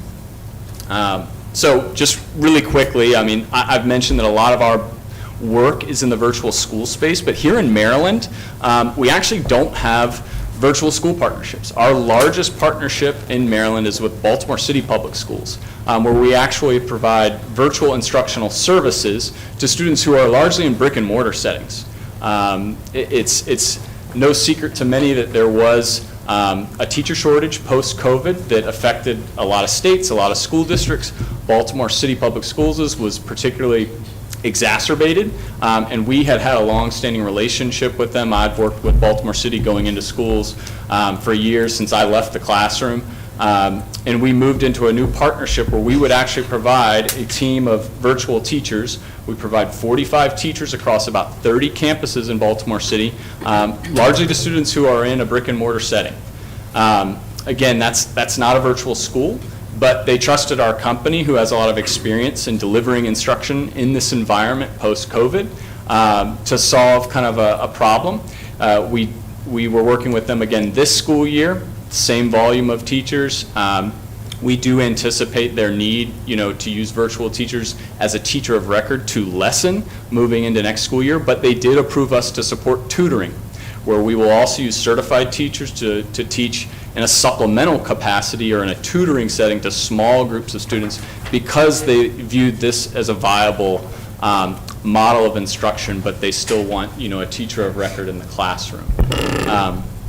But again, I mentioned most of our core business is in the virtual school space, and that is, what we are proposing to Kent County. If you look nationally, K-12 virtual schools, there's about 190,000 students and families that participated in a program nationally. And what we have done for the last 20 years is we are able to fully, comprehensively manage and service virtual schools, or we can do it in partnership with a district in a blended scenario where the district is more of a management oversight partner, and we're just providing goods and services, which is what's proposed to Kent County Public Schools.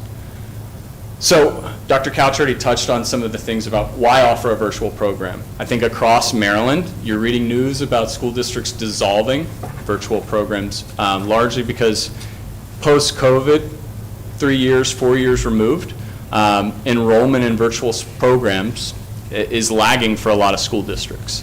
But homeschooling numbers nationally and in the state have increased.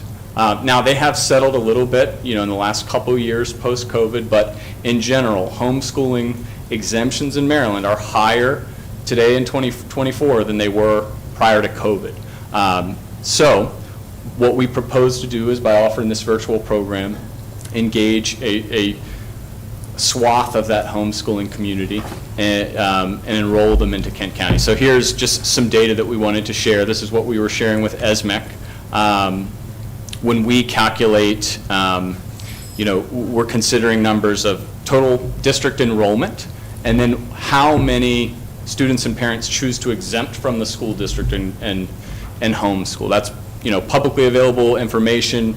I showed kind of this Washington Post article from the fall where they really did a big study on homeschooling numbers nationally, and it allows you to go in and pull some of those numbers. ESMEC supported us in kind of providing some updated numbers from this year, but largely in ESMEC you see about a 5% rate, right? If you add up all the total enrollment of the school districts and plus the exemptions and just do the calculation of how many parents, there's about a 5% rate of homeschool based on the data that we're just pulling, from the Washington Post. But that does represent $42 million in lost per pupil funding to the ESMEC districts.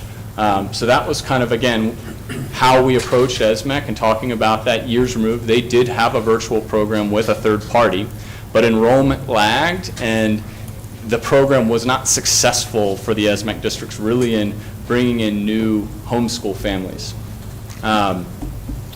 In Kent County, this is the numbers that I pulled. This was numbers that ESMEC provided me. It is slightly higher, 7.2%. So this is kind of that group and community that we'll be trying to market the program towards and engage them back into the district.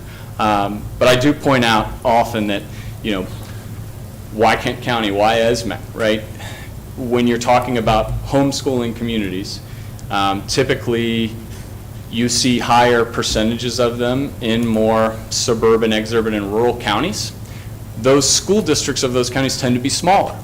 So when there's a higher rate of exemption and smaller school districts with smaller volumes of per pupil allotment, it affects them much more. So, right, if you're looking at Prince George's County, 2%, Baltimore County Public School, 2.9%, that's still a sizable volume of parents, but the rate is much lower. So from an operational and a financial perspective, it doesn't hurt them if several hundred students leave. But if several hundred students leave a much smaller school district, that stings quite a bit. That hurts quite a bit. That's why ESMEC was receptive to the conversation. And we're thankful, obviously, to continue that conversation with Kent. And I think the question that everyone is thinking is, why Stride K-12? What can you all do and provide that would engage this community? And I think first is just our experience in the space of 20 years, right? When those who enroll into a Stride K-12 program, they think of themselves very often as a homeschooling parent. I want to do virtual school. I'm in a military family. My 8th grader is an aspiring Olympic gymnast. Increasingly, you hear about anxiety and bullying as rationale for either homeschooling or virtual schooling. But for 20 years, we've known that. We've seen that. That's who have come to our virtual schools nationally. But the two things, whether it's for whatever reason that parents tend to want, is control of the space and control of the schedule. And that is what can be provided through a virtual school, but with high-quality programming, oversight of the partner district, high-quality certified teachers that we'd be providing in a partnership like this. We did talk quite a bit about Virginia Virtual Academy, which is probably our largest school district partner program in the Mid-Atlantic and the region.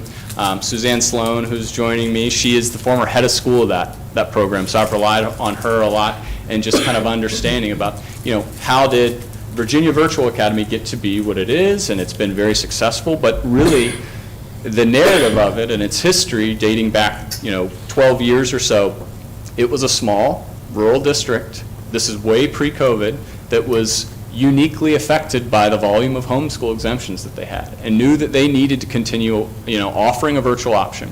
When you're a district the size of Kent County, or you only have a couple thousand students, operationalizing a new school essentially is difficult, especially when you don't know how many of those students are going to enroll into, a new program or a new school. It's a question mark. So that's why districts of this size often rely on a third party because we eliminate the financial risk. We take on the front end work and have our employees do the marketing, do the engagement, do the document collection, all those things that have to go into opening a new school, essentially. We're not providing buses, we're not providing campuses, but it still requires special education teachers, certified teachers. It requires, coordinators and oversight, all the things that you would find in a brick and mortar school just virtualized. So VAVA was a program, you can see down in the bottom left in that image of, that is Virginia's ESMEC, essentially, right? It's the small, rural school divisions in Virginia that began offering virtual and eventually entered into a consortium together and launched Region 7 Virtual Academy, which essentially is Virginia Virtual Academy. So in Virginia, that is a statewide school, so they're serving their local populations as well as students from across the state. That's not something that we're proposing here nor legal or possible in Maryland. This would be a totally local program. What we can do at scale can be localized in partnership with Kent County, and that is what we're proposing. The work that we'd be doing, largely on the front end, is student and family engagement. We would be relying on Kent County, ideally, to provide us some data of those who have exempted, whether that's this past school year, the last couple school years, and then market data that we have, right? We have people that come to K12.com going, is there a K12 virtual school, in Maryland, a program? I've heard about this. My cousin does this in Pennsylvania. So we would be relying on that data and anything we can have to engage those students and families who have exempted.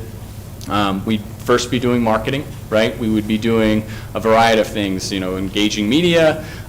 We do increasingly, this is, online and social media, search engine optimization. That is what we are seeing every year increase kind of our marketing efforts is more in the online and digital space. Less radio, less TV, But that is where we've been successful, and we'd be localizing those efforts here in Kent County. And then the other one that I think is key is the enrollment efforts. So if we see that there's engagement, or the district is providing us data of those, parents who've exempted, we'd be reaching out to them. We have a call center that spends most of their day reaching out to those parents, making sure that they are aware of the program, gauging their interest, and then a lot of it is document collection, right? Making sure that they're aware, if you've applied to this program, you need a proof of residency or a birth certificate to actually enroll into Kent County Public Schools. Our team would collect all that paperwork, reach back out to parents who might be missing a piece of that, to enroll them into Kent County Public Schools so that eventually, you all would be receiving the per pupil allotment for those students. The branding we mentioned earlier, that is, optional if you want to leverage that K-12 brand on our website. And then I think another thing too is performance, right? Academic performance. I would point to Virginia Virtual Academy just because it's so similar in that it's managed by a consortium of small rural districts. Superintendents do approve who is enrolled into that program per their policies, just as it would be in this proposal. But the performance over the last 10, 12 years has been largely positive. Some districts have even seen boosts in their overall test scores by joining the virtual program consortium. And we can, happily share a number of those benchmarks, and SOL scores is what they use in Virginia. Just a few final slides on just what does this look like to a student and parent. First is, we're, just like in Baltimore, we're providing virtual certified teachers. The large majority of teachers employed by Stride have been working for us, for over 5 years. Over 60% of them have a master's degree. People who have taught in a virtual setting or a brick and mortar setting and want to teach virtual very often are coming to, Stride K-12 to be a virtual school teacher for whatever reason. And then, the online infrastructure and curriculum, which is obviously really important.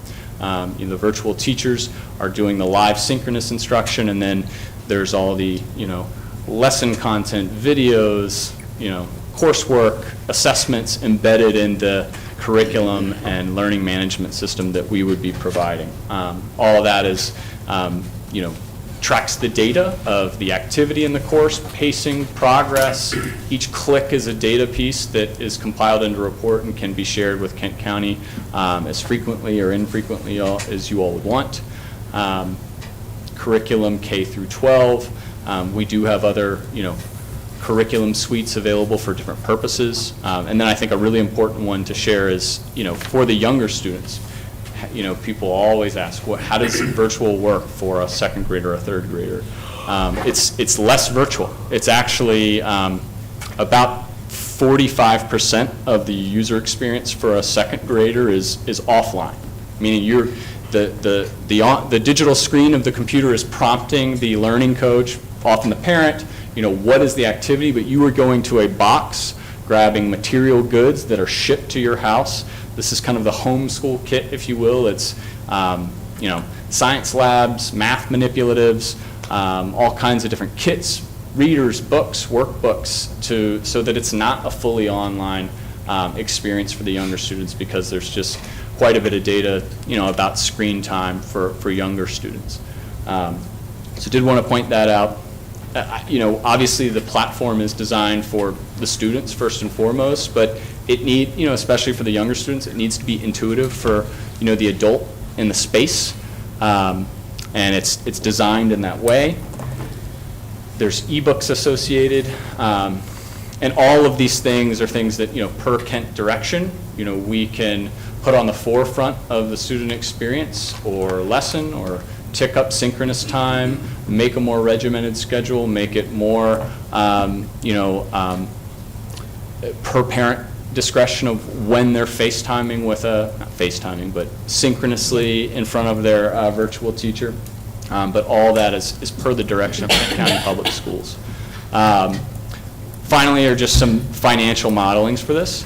Again, we would be targeting the homeschool community that is, not currently enrolled in Kent County Public Schools and is not currently funded for, right? I want to make the point clear, if you are in a home school, it is not a school of Kent County Public Schools, but it is, by enrolling into this, they would become Kent County Public Schools students. We would be doing these services at costs of about 1/3 of the per pupil allotment in Maryland of both, all 3 local, state, and federal. In this snapshot, it shows kind of a range, but on average, it's about $5,800 to about $6,500 per pupil, for the content and largely certified teachers. The certified teachers and their services are about 6/7 of the cost, of the per student cost to Stride in this contract that's proposed. And then finally, the goal obviously is to increase enrollment, increase funding to Kent County, and, it's because you don't have buses, because you don't have buildings, because there are not, utilities and power to support a brick and mortar setting, it is a more efficient model, and there is a revenue margin to the district that can go towards things like, the band materials, all those types of things. That is, it is an operational gain for the district, a financial gain for the district to accommodate a homeschool family and win new student enrollment back. So that is, what we believe we are uniquely capable in doing and have a track record of doing, and hope to do in partnership with Kent County Public Schools. Entertain questions. I have a question for you. I like this program, so what, let's say a family, their child wants to play sports or something here, is that possible? Yes, they'd be Kent County Public Schools students, so if that's a policy of the district, if they want to allow virtual students to play sports, they can. Have you had students? Let me just interrupt for just Okay, one sure. second. We do have a very small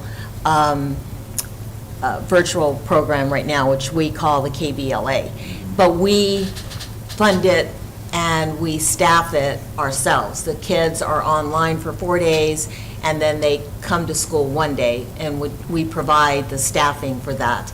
But we can only accommodate about 15 students. And we initially tried to do the recruiting for homeschooling, but the issue is the program that we have is more secondary-based, and this provides a wider range of opportunity because many of the parents that were interested were elementary, and we could not meet that programming.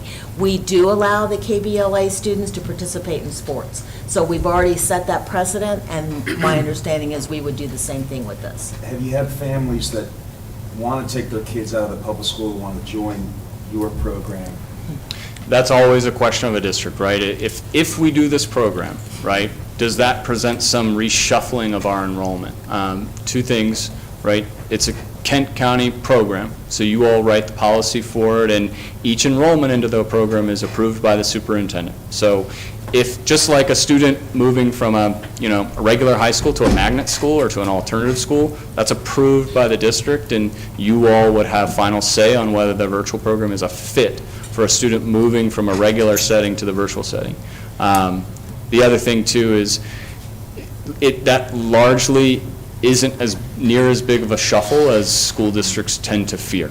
So. And I would just add that this program is absolutely not, in my view, and in talking with Stride, we are not going to actively recruit any of our students that are currently in our programs. But however, there might be a situation where you have a student that it would make sense for a variety of reasons, and ultimately, it would be the superintendent's decision on whether that fits the mold for this program, because we don't want to diminish or take away from what we already have for our face-to-face in-school programming.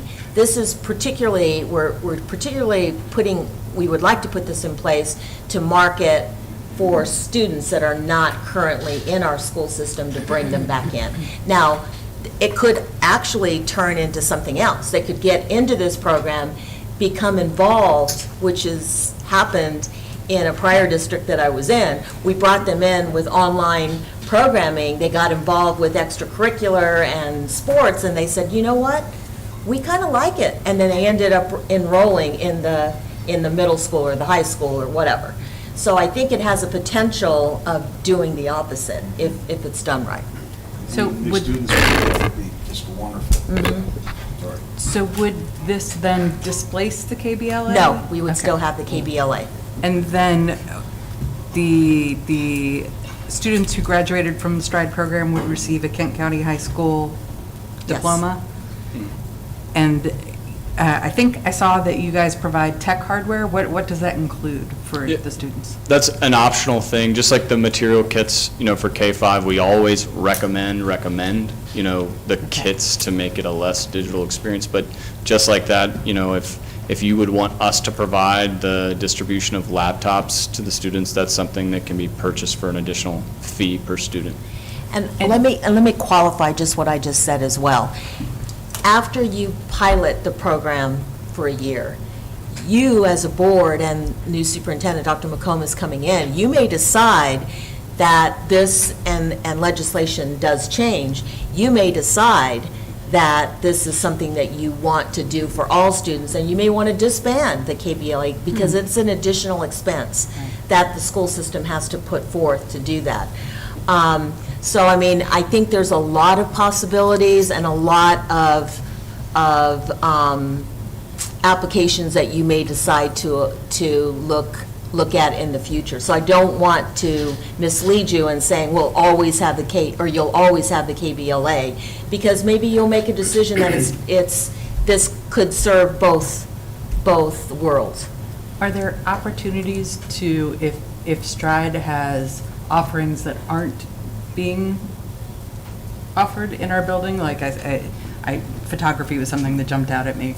If a student wanted to take an à la carte, essentially, course through Stride, is that? We can do that through the KBLA and the KBLA? Apex, Okay. and Apex and Amendum. So, I mean, we can talk about that offline. I wouldn't want to really mix them right now, but the contract that we have with Edmentum and Apex can provide that opportunity, and we often do that for credit recovery.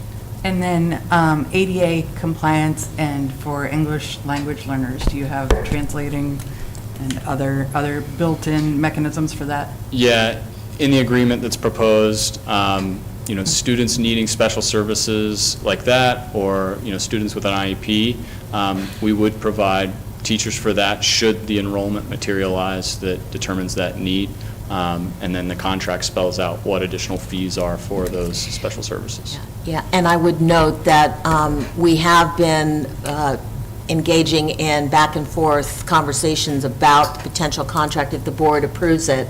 I did send the contract to Mr. Constas, and we've made some revisions, so we're ready to go if the board approves it and we have a signed contract that meets and protects the school system and also protects Stride as well. And is there a minimum enrollment requirement? I know you said the 50-plus is kind of what you're No, I mean, we thinking. view it as, right, a mutual net gain. If it's 15 students, those are 15 net new students to Kent County, and we get to start on an innovative partnership that we hope to grow. If it's 50, great. If it's 100, great, right? But we are targeting, the homeschool community and the data that's provided by you all and what we can get with our own efforts. This is a small community, and a lot of these homeschoolers, they all work together. So if it works out, let's say you'll have 5 to start, it could really grow. It could grow. Yeah. That's It could the grow, and I point. just think that sounds good. Yeah, I mean, and I'd add too, I spend most of my time in Maryland is going into the schools in Baltimore and seeing the other side of a virtual teacher in a space with 25 students, right? We'd offer the same thing here. We would come and engage these communities should they want to listen to it. If we can schedule, we often would, schedule certain, parent orientation sessions or for prospective parents. Suzanne and I could come, she could talk a lot about, as a former head of school of a virtual school program, might be able to answer some questions that I can't, but that is something that, we would do in any partnership. I saw you had statistics for Talbot and Wycomico. Are there other Eastern Shore schools that are in your program now? Not currently. I mean, Okay. we came to Kent through ESMEC and Okay. engaged them, and what was kind of happening was the dissolution of, the former program and ragging enrollment. So we essentially kind of said, like, this is the structure of the partnership that we have approved and would offer to any one of you, and Kent was the one that said, we'd love to give this a shot. But we remain engaged with ESMEC. I'll be going to their conference next Monday.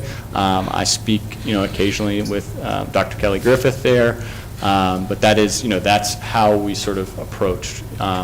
We also have a government affairs team that's active on, in virtual policy in the state, and that was a big conversation of, right, there's only really one more year even to do this with some of our other efforts, and, might we be able to work in partnership with ESMEC to explain to legislators and lawmakers why it's a unique need of smaller rural districts to be able to offer a virtual program, which is different than what other school districts, they're offering academies. They're coded as schools.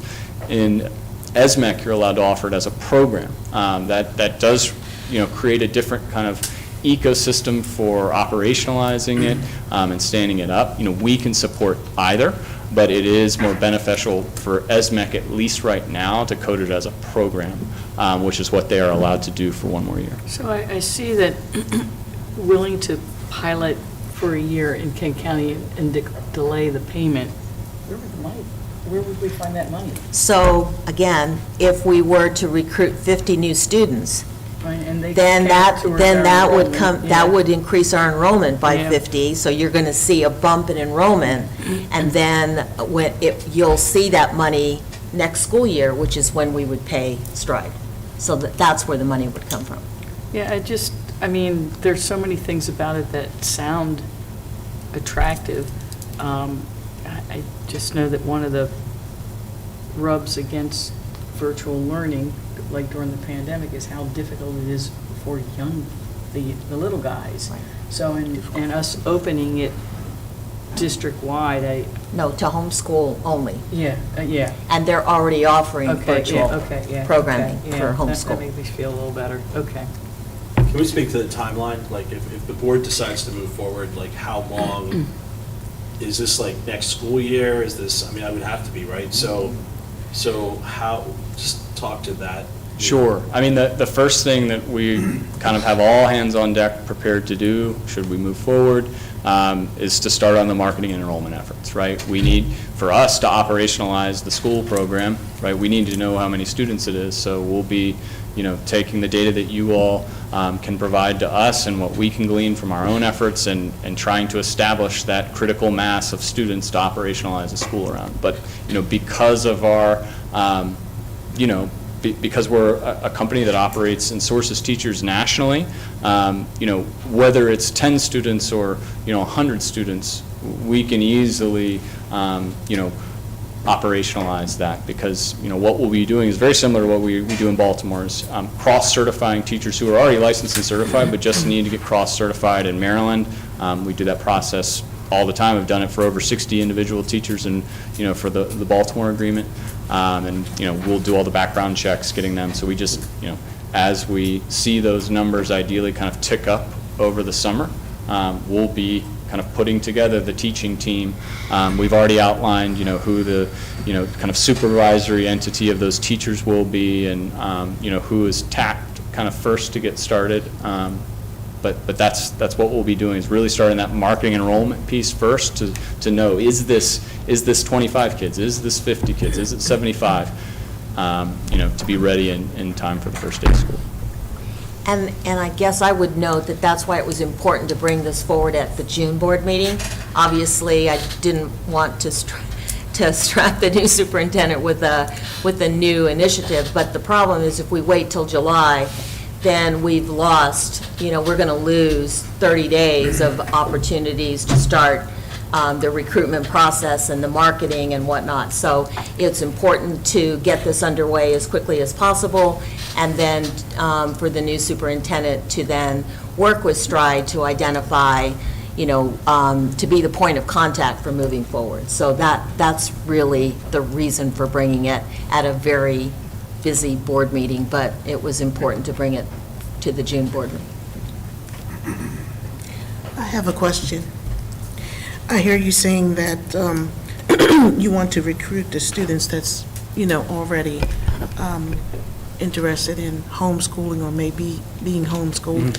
I also heard you say that if it's students that are already in the school system, then it will be up to the administrative staff or whomever to okay them to go in.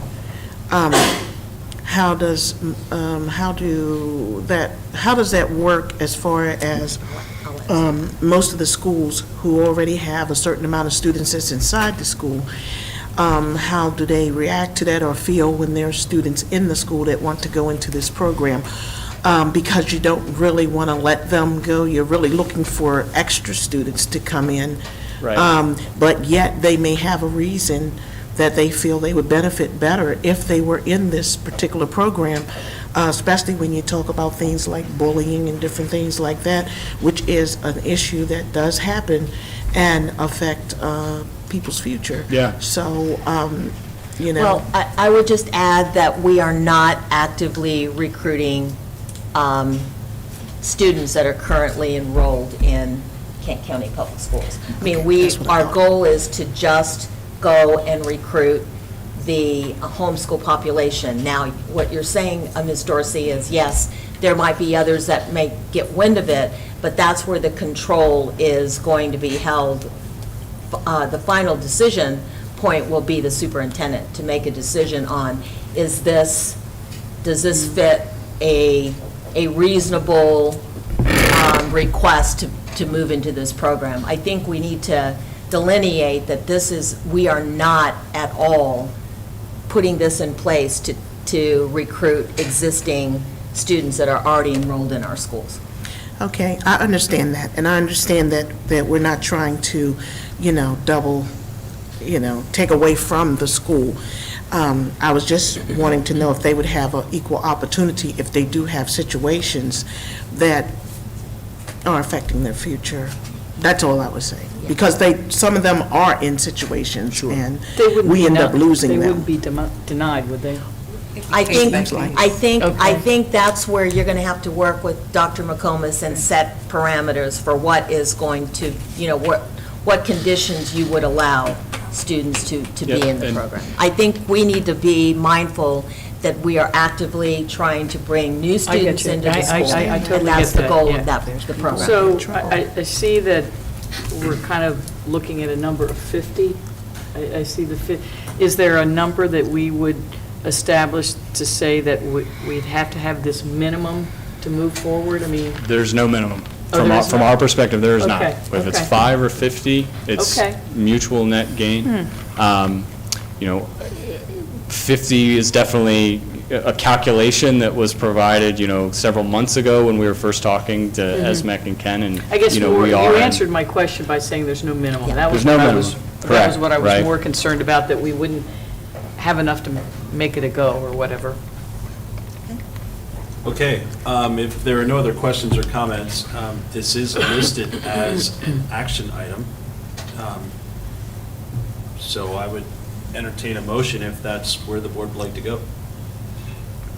The question I want to ask, I just want to make sure that we do not want to lose students to go to this program. We want to get students that are homeschooling. I just want to make sure that's clear because. That's the goal. Yeah, that's the goal, because we don't want to lose. Right. Well, we wouldn't lose them because we'd still get. Yeah, but we'd lose the Right, resources. but we're trying to actively recruit new students into the school system.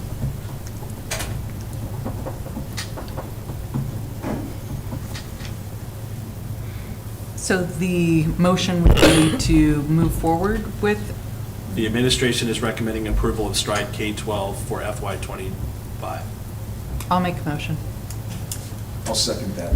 Ms. Sullivan has the motion, Mr. Rhodes has the second. Any additional comments or questions? Yeah, I just want to confirm that, are you committing that you will use it as a pilot and we can defer payment until 2025? it is in the It's in the contract. contract. Okay, I'm looking at it, it just said was willing, I want to It is I in need the- something a little stronger than willing. Yeah. I need will. It's stipulated. Okay, It's gotcha. stipulated in the It's billing terms. specifically stipulated in the contract that we would sign.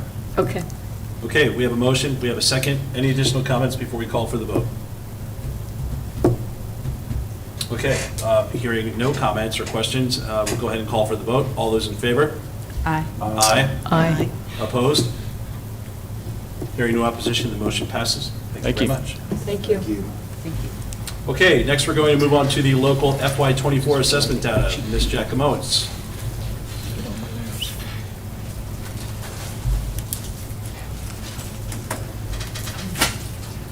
Good evening, President Getz, Dr. Couch, members of the board. This evening, we'd like to share with you the information gathered related to our local assessments. As you know, we utilize the NWEA Measures of Academic Progress, MAP, for our local assessments, and that is the data dashboard that we follow as a school system. Tonight, I'd like to share with you an overview of that data and also an update on our student progress as we reviewed and analyzed the end-of-the-year results. Every step that we take and every decision we make as an instructional department is wrapped around both the vision and mission of our school system. This year, you're going to see results that were a direct effort aligned to what you see in our mission in terms of collaboration, school teams that went above and beyond to really take that professional learning community time and utilize it in a way where we can see evidence of the results with the information we're going to be viewing tonight. In 2019, the Ready to Read Act came into place, and during this particular legislation, we learned that we had to make some big shifts as a district, and that included paying attention to the early reading assessments that we were administering. Last school year was the first year we administered the fluency portion, which assesses the foundational literacy skills for our kindergarten through grade 2 students. We'll take a look at those results in just a moment. Also, in addition to that, the Maryland Leads Grant is really what made possible the opportunity for us to have coaches in our schools. And I think, again, you'll see a direct correlation between the work that was being done in the school setting and the results that we are seeing, particularly in the area of foundational literacy skills. The other big shift that was made this year is one that you're familiar with, and some of you have been part of that professional development this year as well, and that is the addition to our Wonders core program in the early years. We also added a segment where we now teach Orton Gillingham as part of the core program, kindergarten, first, and second grade. When you're building those foundational literacy skills, it makes all the difference in the world in building proficient readers so that they can, they say, go past the gate of really learning to read sentences fluently. So a portion of that data is related to sentence reading fluency. This first graph is really part of the MAP fluency assessment, again, administered only in grades K through 2. And what you may note here is that we're comparing the fall to the spring results for the percent of students that were either meeting or exceeding proficiency. First grade students in Kent County Public Schools moved from 16.2% meeting or exceeding the reading fluency in first grade to 30.3%, which is a substantial increase in students, again, passing through that gate. When you think about that, one of the things that you may not see by looking at that graph is that that means that our students have really mastered those skills such as phonics, phonemic awareness, vocabulary, and fluency. There are many, many things that are leading to that sentence reading fluency. So again, a shout out to our early learning teachers that have made some big shifts this year in instruction utilizing Orton Gillingham. This shows the same assessment portion of the MAP fluency assessment looking at the sentence reading fluency for grade 2. So in the beginning of second grade, 34% of the students were meeting or exceeding the standard, and by the spring of this year, that bumped to 68%. And when you just think about the comparison from the fall to the spring, that's very impressive. But the other thing I thought would be important to bring to your attention is there was also a 6% increase overall from how our second graders performed last year compared to this year. So we're on the pathway to really helping our students become confident, competent readers. Looking at the early years, sentence reading fluency is not an expectation of kindergarten, because, again, your emphasis at that time is sounding out the words, understanding the sounds that the letters make, and so on and so forth. So it's very rare to have kindergarten students even getting to that gateway of sentence fluency, where they're reading a sentence and understanding it. But in Kent County Public Schools, I'm pleased to share that in the fall, we had 8 students that were significantly above level, as fluency is not really expected until the end of the year. By the spring, we continued, and 10 out of the 100 students had mastered the foundational skills. These are students that are performing significantly above level in kindergarten. So again, that gives us a unique challenge now of how do we continue to help them excel at that rate as they move on to first grade, already ready to read. The breakdown I mentioned just a moment ago, when you think about foundational skills, are these 4 areas: phonological awareness, phonics, listening, and picture vocabulary.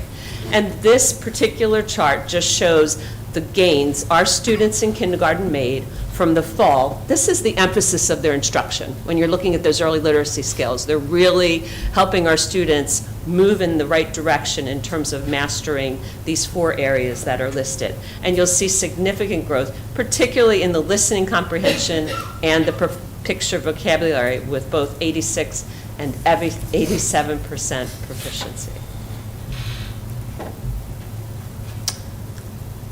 Quite a few numbers here. So when we look at this chart, and I know our board members are very familiar with this, on the left-hand side, now we're moving on to map growth, beginning in grade 3. So it's not the explicit breakdown of those learning to read skills. Now the students are being given both informational passages and stories to read, and then being assessed on their comprehension of those stories. On the left-hand side of this particular slide, you'll see, as we compare our student performance in levels 3, 4, and 5. So you'll see the results last spring in the first column, compared to, skip a column and then over to the right, how they're doing this spring of 2024. For example, our overall as a district, last spring as a district, 49%, and this spring we moved to 50% proficient in levels 3, 4, and 5. Then we can take the breakdown and slide on down and look at the various grades, and we are looking for not only meeting the target that we set, which I'll talk about in just a moment, but also putting our eyes on the growth that we're making as we move across the various areas. As a board, you set what we call ambitious targets. And I have to mention this each year because the state of Maryland expects a 2% growth over the course of a year. But as a board, you determined to set our target at 4% growth. So we doubled the expectation for our students. We not only doubled the expectation, but we also are only capturing students in levels 4 and 5. And what that means is, if you're looking at a nationally normed standardized test, these are students that are scoring at the 61st percentile or higher. So they're making it. These students are really achieving, so they have the projected proficiency to pass the state assessment. That's why that target was set so high. So looking at this graph, if you note on the right-hand side, in the dark green column, you'll see 2 check marks for 3rd grade and for 4th grade. And it's a real celebration that these 2 grade levels met that very ambitious target. Our 3rd grade students in the spring of last year were at 25% proficient in levels 4 and 5, and this year it has moved to 40%. So again, you're comparing last year's 3rd graders to this year's 3rd graders. It's a grade-to-grade comparison. It's not the same students, and that we decided to measure it that way because that's exactly how they're captured on the state assessment. We compare last year's fourth graders to this year's fourth graders, and we look for meeting the target, but as a system, we also examine it for growth, which is what we ask both our teachers, classroom teachers, administrators, instructional team, we're always looking for not only meeting the target, but looking for growth from beginning to end, and what are some things that have helped us move in the correct direction. So I'll pause for a minute on this screen because I'm wondering if anyone has any questions. It's a lot of data, I apologize. We've given less, and then I know that you've asked for more, so we try to give you everything you need, maybe a little bit more. I think it's great that we've made such progress in the third and fourth grade. I think we're still seeing that weird slip in between fifth and sixth grade, and that seems to be carrying through the middle school, the sixth, seventh, and eighth. There seemed to be a drop if you follow the cohort. That's correct. And one of the things that our administrative team, we had an A&S meeting today, and one of the common themes that continues to pop up is having that ongoing attention to the area of writing. So we are seeing increased proficiency in being able to read and understand the text, but if students can't express what they know in that written format, it will result in not really getting acknowledged on the state assessment. And particularly as the texts become more complex in those upper level grades, 6, 7, 8, the bar gets higher, and we believe we can do it. I mean, the meeting today, there was definitely energy and desire to keep that high goal and continue to strive for it. But yes, you're correct. Celebrations in the early years, kind of flat the rest of the way. Another way to slice and dice it, and you've asked us for this, is to look at it by school. Here again, you'll see a different story for each school, and I'm just going to ask, for the purpose of this presentation, to focus on the goal that we set. So in the spring of 2024, you'll see that yellow band basically showing our projection. So we were looking for the 4% increase, and in Galena Elementary School, in the fall, they were at 24, in the spring, 29, so you'll see nice growth from fall to spring. But when you compare, again, this is how we decided to do it as a school system. When we look at how our students performed last year compared to this year, you'll see that it was a mixed review, but wow, Garnett Elementary School, unbelievable progress this year. And Mrs. Rose, principal of Garnett, was very proud of this result, and also shared some insight as to, are there some practices happening at Garnett that, number one, she intends to continue, and Dr. Couch can vouch for it. She said they're already starting on it. They're so excited about the results that they're seeing in the area of reading and the growth that they're seeing. And we know that as a small system, one of the things we do best is learn from one another. So that's part of what we're doing during our administrative team meetings, is trying to see, are there things we can replicate and share within and across our schools as well. Same thing, I think that you'll remember very clearly, this time last year, we gave a shout out to the growth that we were seeing at Rock Hall Elementary School. And once again, even with starting at such a high target, they met the target again. So that means they increased significantly one more time in the area of English language arts. Another way to examine the data is to look at our student groups. And we want to keep a close eye on our student group performance. The state of Maryland made strong intention to set the target for this even higher than the other areas, because we don't have time to wait to try to close this gap. And as a small system, we followed suit. We did the same thing, which is why in the yellow band, for example, English language learners, 2% was not enough, 4% was not enough. Our target was set at 7%. Same thing for students with disabilities. And as you're looking at the data, it's important to look at it multiple ways, growth from fall to spring, but also where we were last year compared to this year. And you will see a story in many cases where you're seeing that growth. The challenge is if we put the N up here, if we put the actual number of students, sometimes it's very, very small. And as Dr. Keene has shared before, for students with disabilities, the other thing that comes into play with such a small number is we have a celebration when a student is exited and they no longer need services. Well, that means that they were in the denominator in the fall, but now the denominator is even smaller in the spring, so it's hard in some ways to make those comparisons. Our principals felt strongly this type of data is most meaningful at the school level because they know the students, they can pull it apart, and they can actually look both for growth and those that are meeting the target. But for transparency, we felt it was important to share with you as well so you can see each area and look for opportunities as well as celebrations. Can you, I mean, some of these are very low, the African-American students and the English learners in particular. Can you talk a bit about how teachers are working specifically with those students and what sort of materials or what ways are they using to help those particular student groups? I think when you're talking about student groups, let me speak to English learners this year.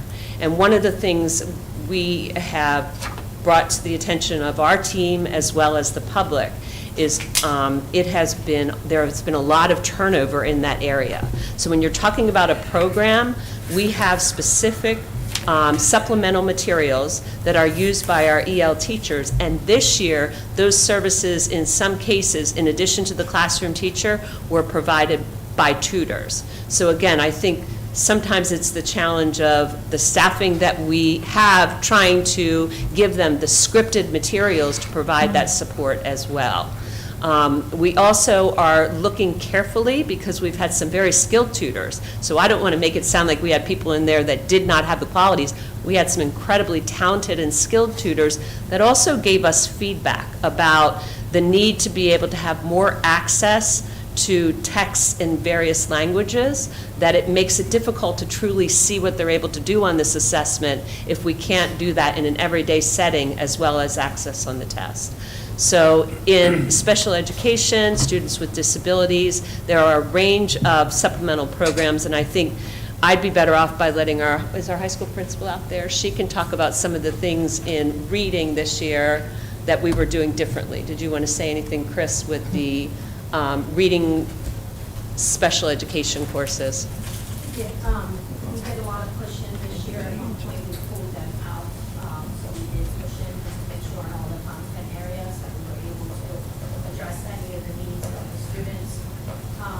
We were able to bring in dedicated staff members. I mean, it was late in the year to help push and support those students.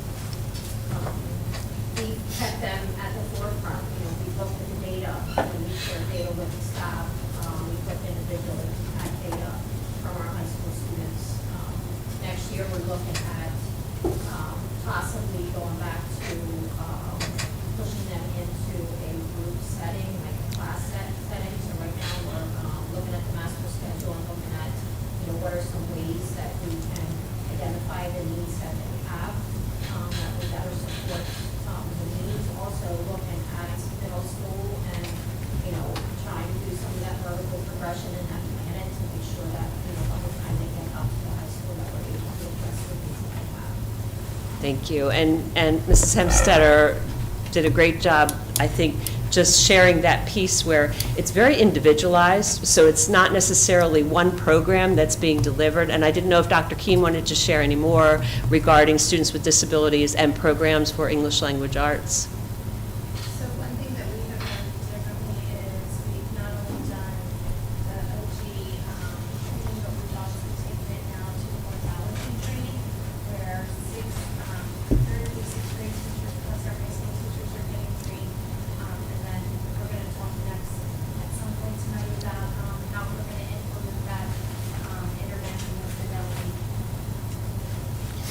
Can I just follow up a little bit on Ms. Sullivan's question about the English language learners? And it was a question, matter of fact, I think you made the presentation at the Citizens Advisory Committee meeting, that the challenge has been that, and matter of fact, the county commissioner made a comment to Mr. Getz at graduation about our growing Latino population. He was surprised by that.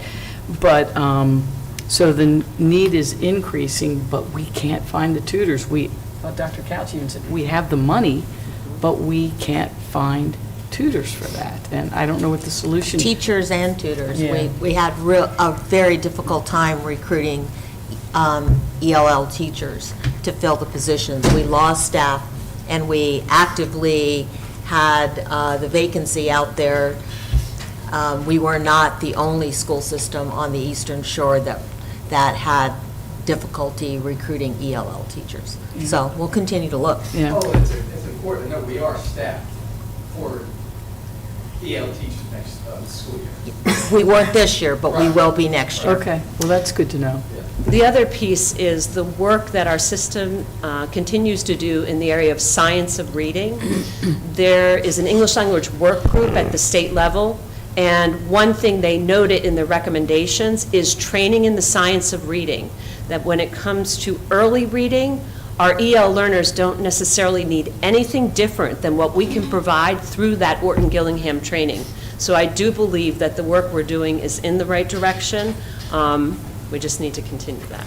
And just to keep in mind, this is the first year that we actually put in place the OG program in our primary classes, and that we actually integrated it into our curriculum, so it's done on a daily basis. So I don't think you're going to be able to see the fruits of our labor until, this was the first year that we've actually put it in place. And OG used to be, I guess, for special education, Right. but all of our teachers are doing it now, right? Yes. Okay. Every teacher, every primary teacher is integrated that into their curriculum this year, first year.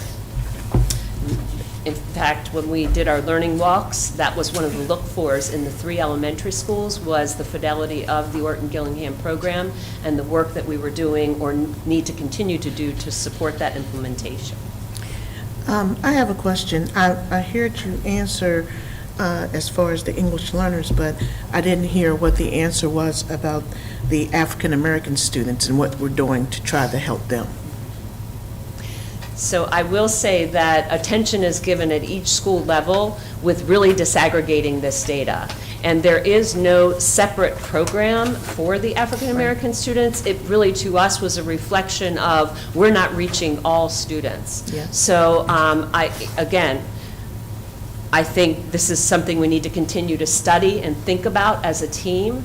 But we believe that the decision we made in the early years with Orton Gillingham is going to benefit all students, including seeing movement for our African-American students. Okay. I also know that that's a subgroup that we are paying attention to at this point, so putting, using AAED and really building that culture and those relationships up and looking individually at those students and, which, we looked at the EL population and also the African-American population because they are, ones that we're starting to see growth at the high school level with that. So, it just needs to continue to monitor and make some individual decisions, which we're doing with, staffing and also those students and what classes and courses that they're going into and how are they going to get the best support. We use Trojan time, we use intervention, we're going to increase that intervention time. So that the advisory, so there's a lot that we're doing, and we're also again trying to be mindful of looking at middle school and looking at that vertical plan and progression. Okay. Did that answer your question? Yes, I just worry for them when they walk across the stage, that's all, into their future with this low percentage. Yes. I'm sorry, I just do. While we figure it out, I hope we do. And I appreciate any of the efforts that we make to try, because no one, it's just something we have to keep working at. but for the future of these students. Evidently, we learn different, and we deserve education as well. You and I have talked, and we've talked about some of even the testing. It's culturally sensitive. I mean, it's not a accurate reflection of their ability to learn, a student's ability to learn, or their intellect. I mean, you and I have talked about, for example, a saucer. You didn't know what a saucer was, and because it was not a term that was familiar with you at home. So, and I think that's part of I don't know how you do it, become more culturally savvy or culturally sensitive in the way we test and the way we educate. I'm smiling because I don't know why I didn't say this to begin with. We've had a year-long system-wide initiative, Culturally Responsive Teaching, Zaretta Hammond, Tom Porter, as part of our Blueprint initiative, working with Dan Hushen and the Teacher Collaborative Grant. That is something that we have. Is that what we're doing with Bowie, or? That's part of the work with Bowie, and it is a teacher leadership cohort that has been part of this year-long process. And one of the pieces that really drives that work is paying attention to how our African-American students are doing, and are there teaching practices we can do in the classroom to better reach them. So while I was answering your question through the lens of, is there a program?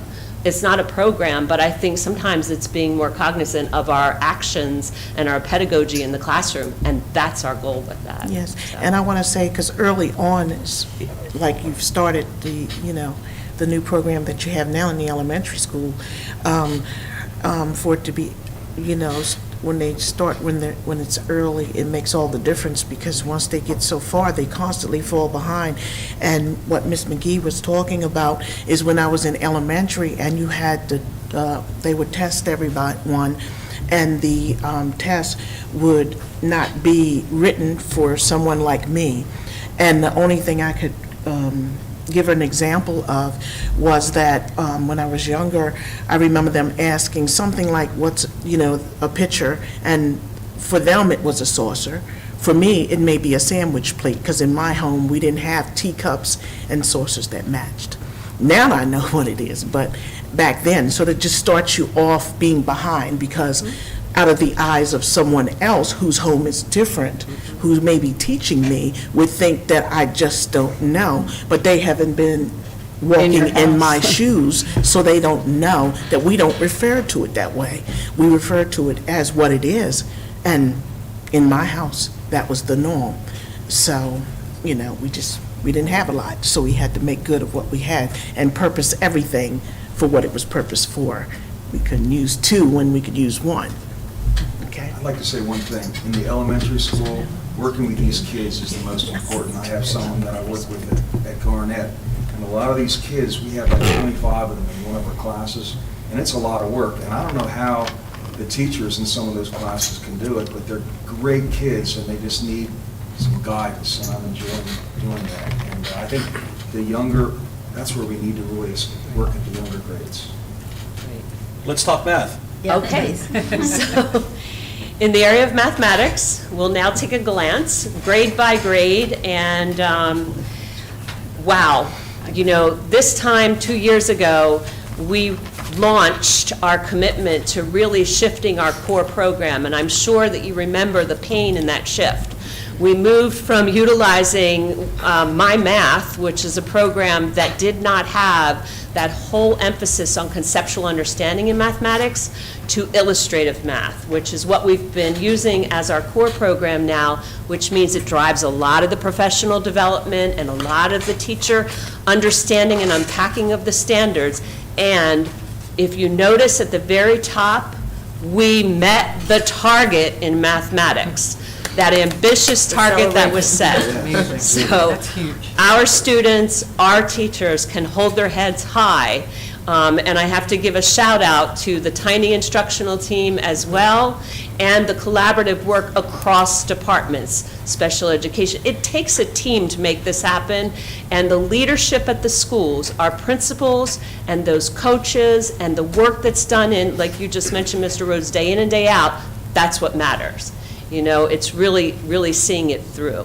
So as you glance at this information, again, I recommend that you just start in that spring of '23 and compare where they were at that point and where they are now with their growth, and whether or not they met the projection. So the goal was set in the yellow column. So there are some grades, as Ms. Sullivan pointed out, in the English language arts. You'll see the same thing here. But we want to keep an eye on meeting the target, but also, are we moving in the right direction? For example, in grade 4, if you look at their end-of-the-year performance, 31%, in the fall, they were at 16%. That's comparing the same students fall to spring. If you go to the spring '23 math 4 and 5, you're comparing last year's fourth graders end of the year. They ended the year at 28%, so we are seeing incremental growth. Had this been at the state level, it would have met the state target. They moved from 28 to 31. Fifth grade, 29 to 33, and then you see the slide, 16, sixth grade to 12%. Drop in seventh grade, 24 to 17, but in eighth grade, a nice celebration, a big celebration, moving from 19 to 34%. And you know that in eighth grade, on our state scores, it's a little tricky because it's not comparing apples to apples. So we're anxiously waiting to see how our students do this year on the state assessment. But you know what happens in eighth grade. You move and you have your Algebra 1 students, and then you have your students taking the eighth grade MCAP exam. In this screenshot, we capture all eighth grade students. So any questions about this screen before I move on? That's great. Another celebration across the board. You'll see Galena move 2 percentage points. That's something to be proud of, from 32% last year to 34% this year, moving at the right direction. They didn't quite meet the projected benchmark, but they definitely noticed growth throughout the year. Garnett, 29 to 45%, comparing last year to this year with Garnett Elementary School. And Rock Hall started at 51 and met the mark of 60% proficient in levels 4 and 5. I mean, Yeah, and I want to qualify and state that with the state testing, if we were actually to look at proficiency, it would also include some of the students that are in level 3. But we chose to just look at levels 4 and 5, noting that those, by and large, are going to meet the proficiency level at the state, for the state testing. So note that, you know, if we were to analyze and pull out some of the kids that were in a portion of level 3, we'd probably see higher numbers. But we don't have a data analysis department that could really pull that information out. So I just want to note that, and then just also say publicly that we did set higher targets than, you know, when we set the 4%, MSDE said, are you serious? Are you know, that is a difficult target to meet. You may want to revisit that, because it is hard when our teachers are working hard in their classrooms, and their principals are working really hard, and we set, in some cases, what may be an unrealistic target. You may want to revisit that and see if you want to make adjustments moving forward. Thank you for mentioning that, Dr. Couch. And I think our schools, when they start achieving at such levels as 60%, I guess their question is it reasonable now to expect 64 the following Right. year? Like, where does what is a reasonable goal? So just something to think about. And I don't think you would get any pushback from our administrators on whatever direction as a board, you feel is best for us to go moving forward. For the middle school, we, again, first year, new leadership team at the middle school. If you look at 3, 4, and 5 in the area of mathematics, in the spring of last year, they were at 36. They made a 4 percentage point growth in 3s, 4s, and 5s to 40%. A little bit of a different story with those highest levels, 61st percentile and above. In the fall, though, they did increase by 1 percentage point. But overall, last year compared to this year, they saw a decrease from 20 to 17%. So again, just wanted to share all the details and all the data with you. Just like in ELA, we now look at our students and the various student groups. And in this case, we are very proud that our African American students met the target. Not only met it, but exceeded it. So when you compare last year, 16% were there, and this year, 24% of our students are in levels 4 and 5 on the MAP assessment. With the English learners, we saw a 1% dip when you compare last year to this year. Students with disabilities moved from 11% to 16. However, look at the ambitious target. We set it at they had to move 7 percentage points to get the check mark. And then for our economically disadvantaged, again, another group, our free and reduced meal families have met the target. You're almost reaching that 30% proficiency for that student group. Much to celebrate in the area of mathematics. This is just another way to slice and dice the results. I will leave that with you. I don't need to go over that. And finally, a summary. As you know, this is in our strategic plan. These are the goals that you set. And although we did not meet the ELA goal, I will say this slide shows that we met the mathematics goal. And now we hold on and wait, because our hope is to see that transfer over to the state assessment. So everything's embargoed right now. They're slowly results are trickling in, and I know as soon as our LAC, Amelia Marcosian, gets them, she's immediately putting them in charts and sharing them. So we're anxious to share this with you, and our schools look forward to getting that information as well. Which we hope to have all of those data in by the end of the month.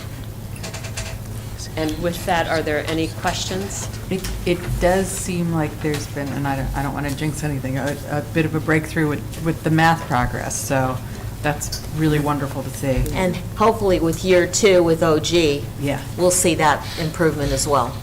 So, thank you very much. Thank you, Ms. Thank you. Jackman. Appreciate Thank it.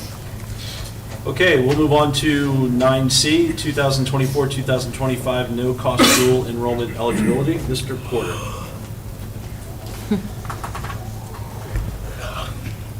Good evening, Dr. Couch, President Getz, and members of the board. I'm before you this evening on behalf of the administration to request that you approve offering no-cost dual enrollment to all students regardless of college and career readiness status.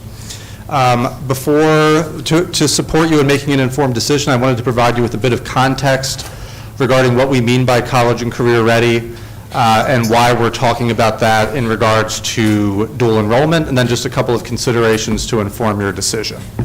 So the blueprint legislation impacts college and career readiness and dual enrollment in 3 ways here. Primarily beginning July 1st of last year, LEAs are required to offer what are termed post-college and career readiness pathways. Those include dual enrollment, advanced placement courses, and career and technical education courses. Those are required to be offered at no cost to students. The Blueprint law also determines the funding source for those programs, beginning with $517 in FY22 for every student that is deemed college and career ready. Finally, the Blueprint defines what the CCR standard is. So we know what the standard is. We can calculate how many students have achieved that standard.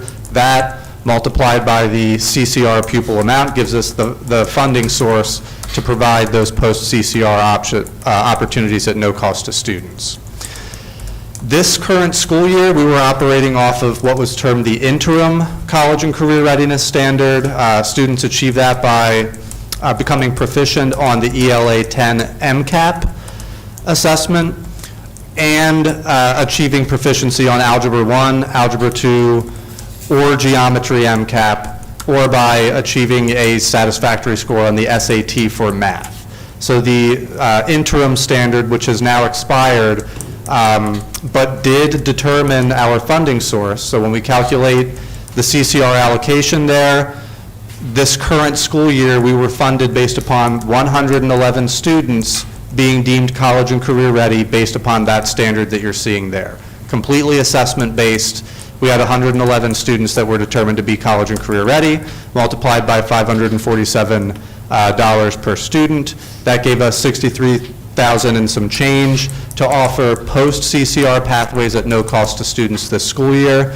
You can see the approximate cost there of the post-CCR pathways for dual enrollment, tuition costs, fees, and books, the cost of the advanced placement tests, and the cost of the CTE exams, for a total of $75,000 and some change, which you can see exceeds the allocation that we were given in the blueprint formula. So moving into next school year, the CCR standard has changed. The Maryland State Department of Education voted to change that standard in January. There's two options.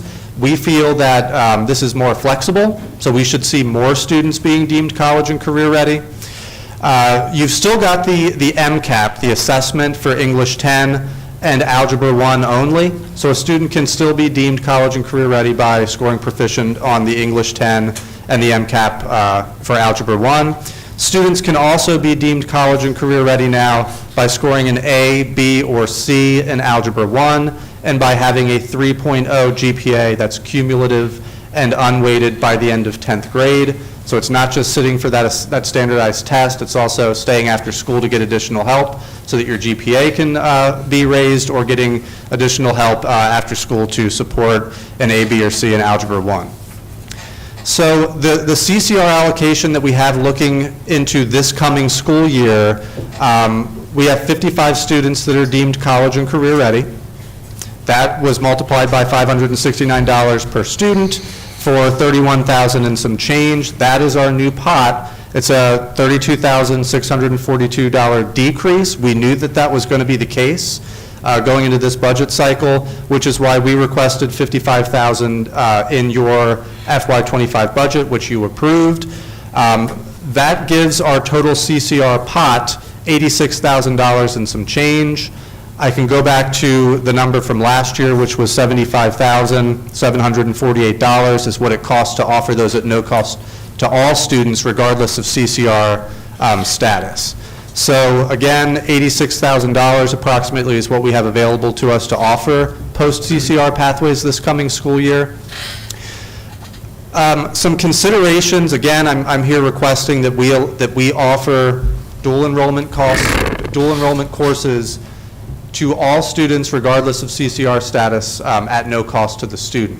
Some things to consider: MSDE and AIB offered guidance on April 30th to say that LEAs are only required to pay for dual enrollment for students that meet the college and career readiness standard. So we are not required by law to pay for students who are not college and career ready to participate in dual enrollment, but I'm asking that we do pay for those students. And I would like to just interject just a moment here. And the reason why that decision was made is because LEAs knew that there would not be enough funding in their budget coming from the funding formula to provide no cost to all students. So in order to ease the pain, if you will, budgetarily, the decision was made that we would only be required to pay for students who meet the CCR standard. That doesn't mean we're prohibited from paying for all, but it just states that LEAs are only required to pay for students. So that's the difference. Of the 111 CCR students from this school year, how many took advantage of taking the additional? So I see Ms. Messick is raising her hand. She Yeah. took advantage of that, Besides for Matt. sure. I can't say confidently that every student who was CCR participated in dual enrollment. It's probably not the case. We were not required to pay attention to that detail simply because we were told, moving into this past fiscal year, we were told, you're paying for dual enrollment for all students regardless of CCR status. So that's not something that I've calculated. I can tell you currently, so to kind of continue here, our 24-25 program of study, that was published in March, and we didn't specify who was eligible for we didn't no-cost know. dual enrollment because we didn't receive the guidance from the state till the end of April. By the time that guidance came out April 30th, we already had 50 kids registered for dual enrollment. Of those approximately 50, there are 4 who are not college and career ready, and one of those 4 was successful this spring in the dual enrollment course.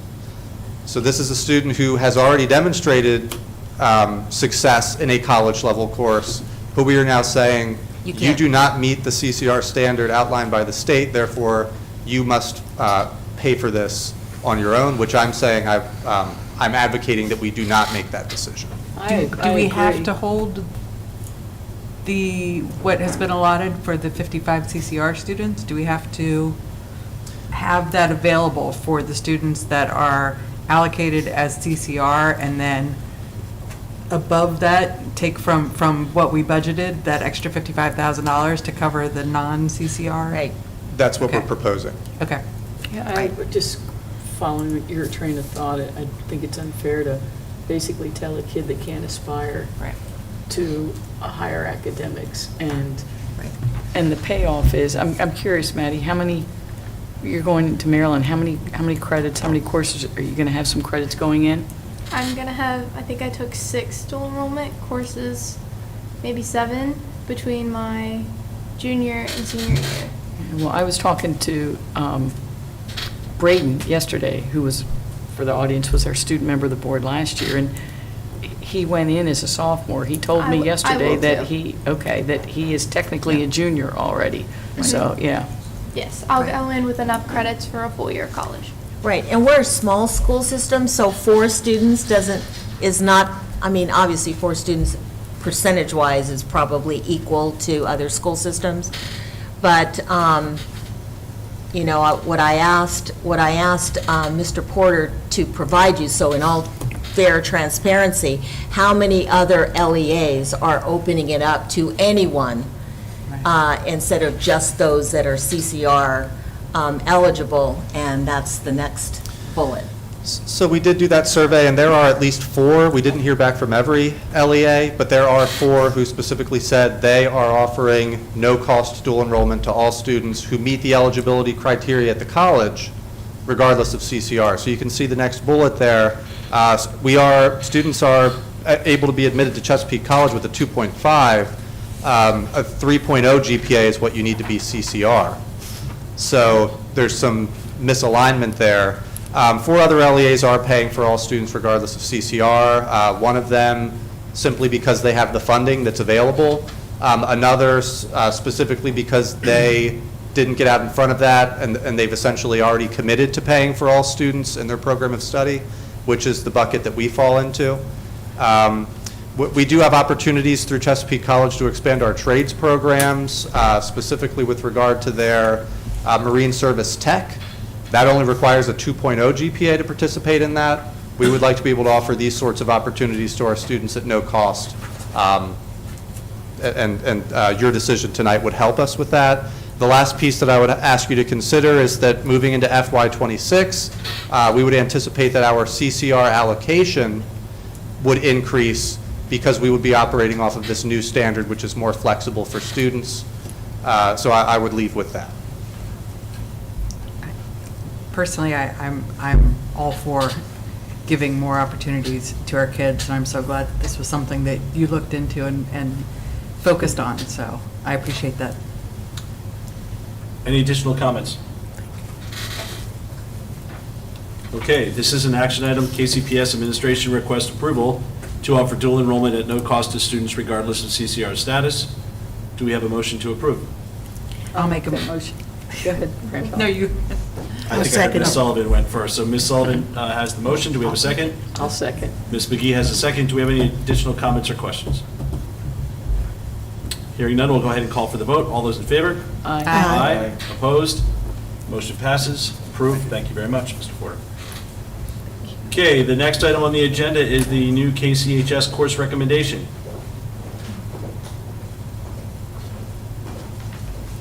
Somebody left their glasses up here. Gina, are these Gina. yours? Okay. So, I just wanted to point out one thing while Gina was talking. I didn't want to interrupt her about her data that she was sharing. Part of that is also that students with disabilities do not receive any accommodations for that assessment. So typically for MCAP, they would receive the accommodations outlined in their IEP. For the MAP assessment, they do not receive any accommodations, so that growth is actual true growth without accommodation, due to the fact that we want that accurate information for when we do develop an IEP to say that a student does or does not need that accommodation. So that is our proof for when we're presenting accommodations for parents. So just wanted to put that out there. So, but I didn't want to interrupt her while she was talking. So good evening, President Getz, Dr. Couch, members of the board. Chris and I are here tonight to present a new course that would be entered into our program of study at Kent County High School for the 24-25 school year. This course that we have worked tirelessly discussing would really encompass those post-secondary skills that are needed, along with time for intervention with Fidelity.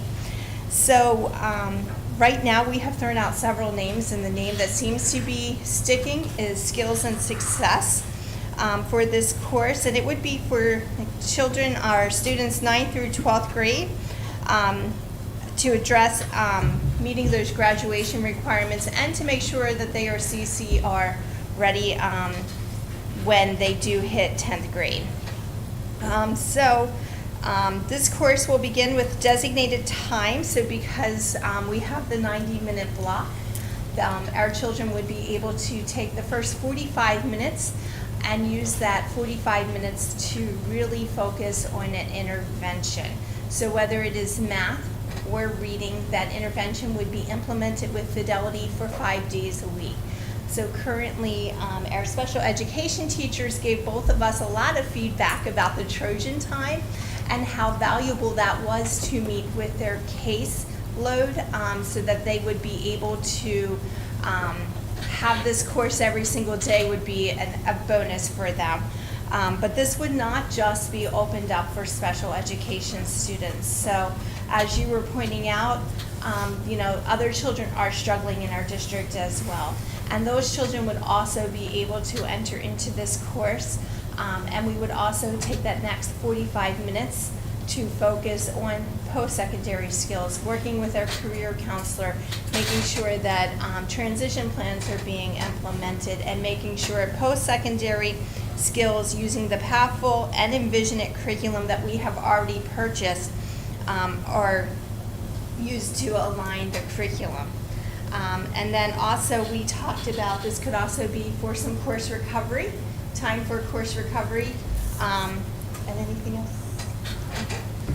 So we really wanted this course added to the course of study because of that career readiness skills. And then this is only for, I guess, information purposes tonight, because we'll be bringing it back next month for approval. Any questions? Any questions? Just real quick, as an elective, would there ever be a reason or an opportunity to require that a student has to complete this course before they can move on to the next math course or the next ELA course? So I think we could always advise a child that they may want to take this course. I think it's about how we approach it. So I think if a child could see the benefit of why they would take this course, of course they would want to take it. So I think, will we say you have to take this with it being elective? I don't know that we're actually able to do that. But Since it will be taught by special educators, I think, with them having that connection with those students from the inclusive classrooms, they'll be able to encourage them to take courses if they need it. And there's also something in here about being able to recoup the grade. So would they, like, say, they took the elective because they didn't pass Algebra 1? Would they take this course and then be considered passing Algebra 1? So they could. So this course could also, because we have that additional 45-minute time frame, they could be working on APEX, and our teachers would also be able to serve as that APEX facilitator. Okay. It's going to provide an extra time accommodation and also that grade recoupment. So having that 45 minutes with that special ed teacher to work on additional, time, but also, right, to have that grade recoupment, so APEX, Edmentum, so they could recoup that grade. Would they still participate in the standardized testing also? Oh, yes. Okay. Oh, yeah, they have to. All right. That's mandatory for public education, that all students have to if they're working towards that diploma. Thank you. Any additional questions? Okay, this is for information only, so thank you both for coming up. We appreciate it. Okay, the next item on the agenda is to review policy IJL, Media Center Materials Selection.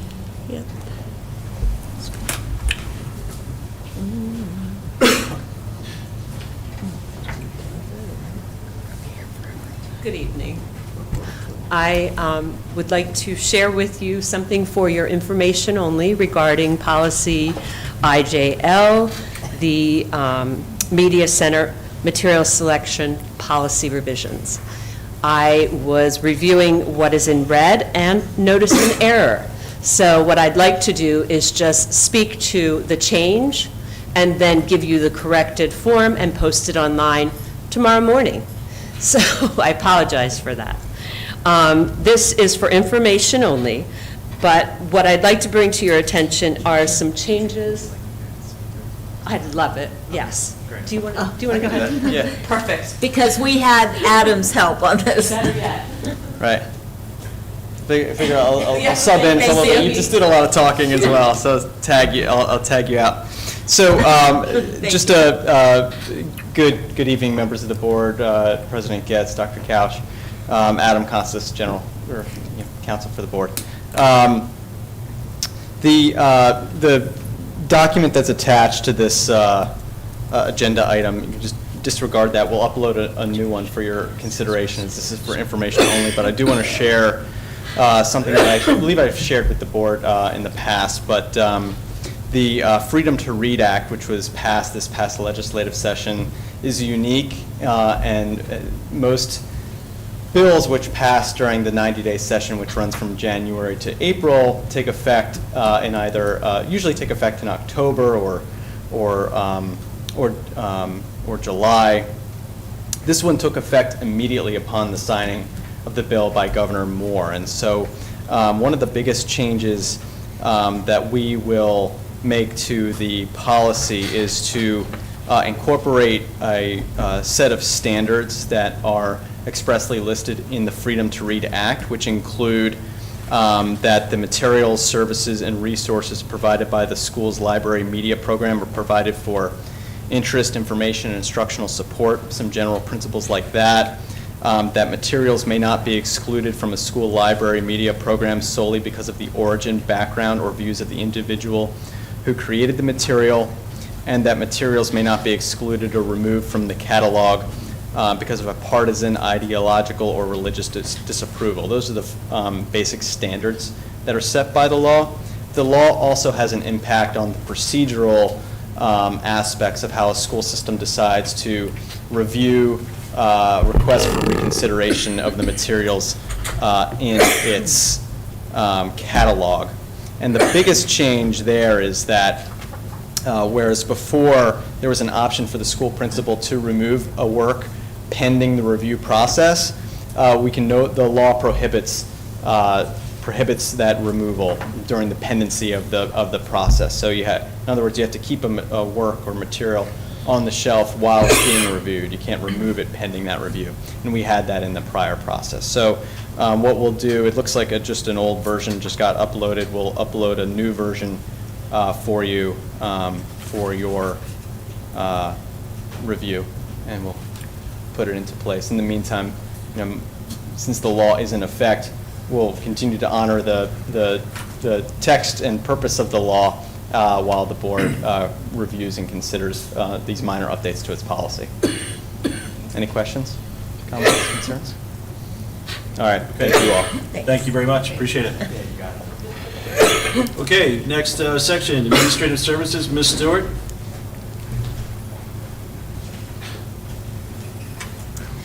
Good evening, President Getz, members of the board, Dr. Couch. It's been my last time with you tonight as the board, but I do wish you well. I know you're going to, enjoy your retirement, as you should, And welcome to Dr. McComas. Thank you for coming on board with the Kent County Public Schools. Tonight, we're going to go over the expenditure and revenue report. Trying to see. There is, did I send the attachment? It's not on there. It's not up there. Oh. Am I able to send it to you? It's not.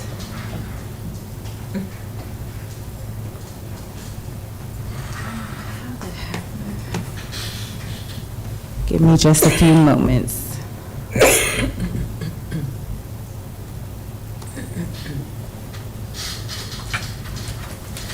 We're trying to make it extra long since it's Dr. Couch's last meeting. And warm. Yeah.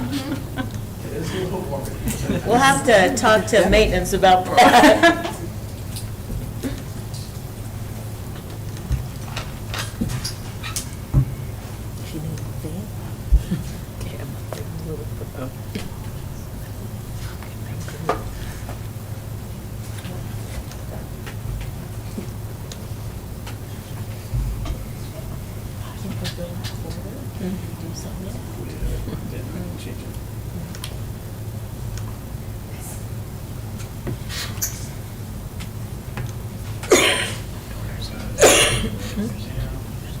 Thank you.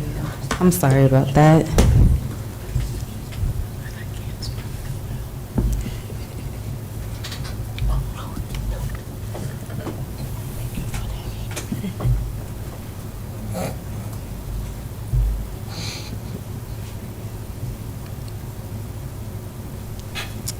Right.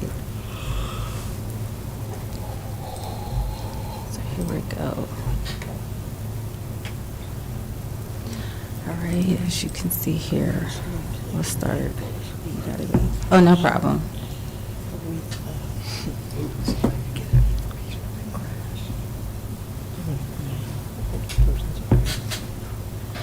All right, so we're going to start with the cash receipt summary. This summary is as of,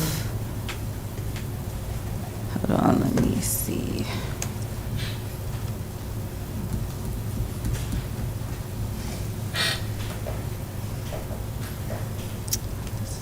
Okay, just wanted to make sure that was right. That's my typo, that should be the May 31st. But we're looking at expenditures. Keep in mind, this is from July 1st of 2023 to current, which is May 31st, 2024. For Fund 1, you can see where we received to date about $3.7 million. For Fund 3, school construction, $2.3 million.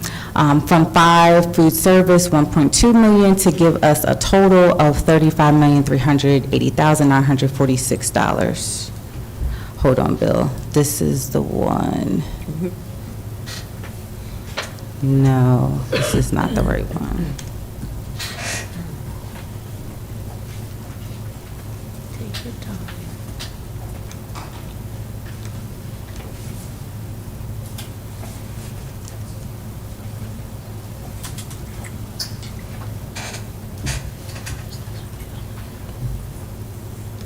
My apologies. I don't know how this thing gets sent, because I did send it, so I don't want anyone to think I was not prepared, because I did send this. Not sure why it wasn't uploaded. Bill, I sent you an updated email.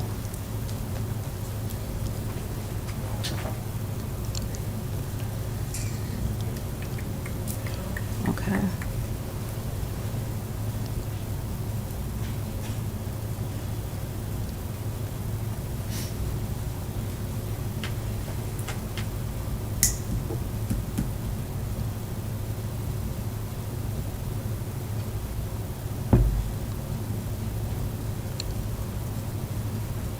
Here we go.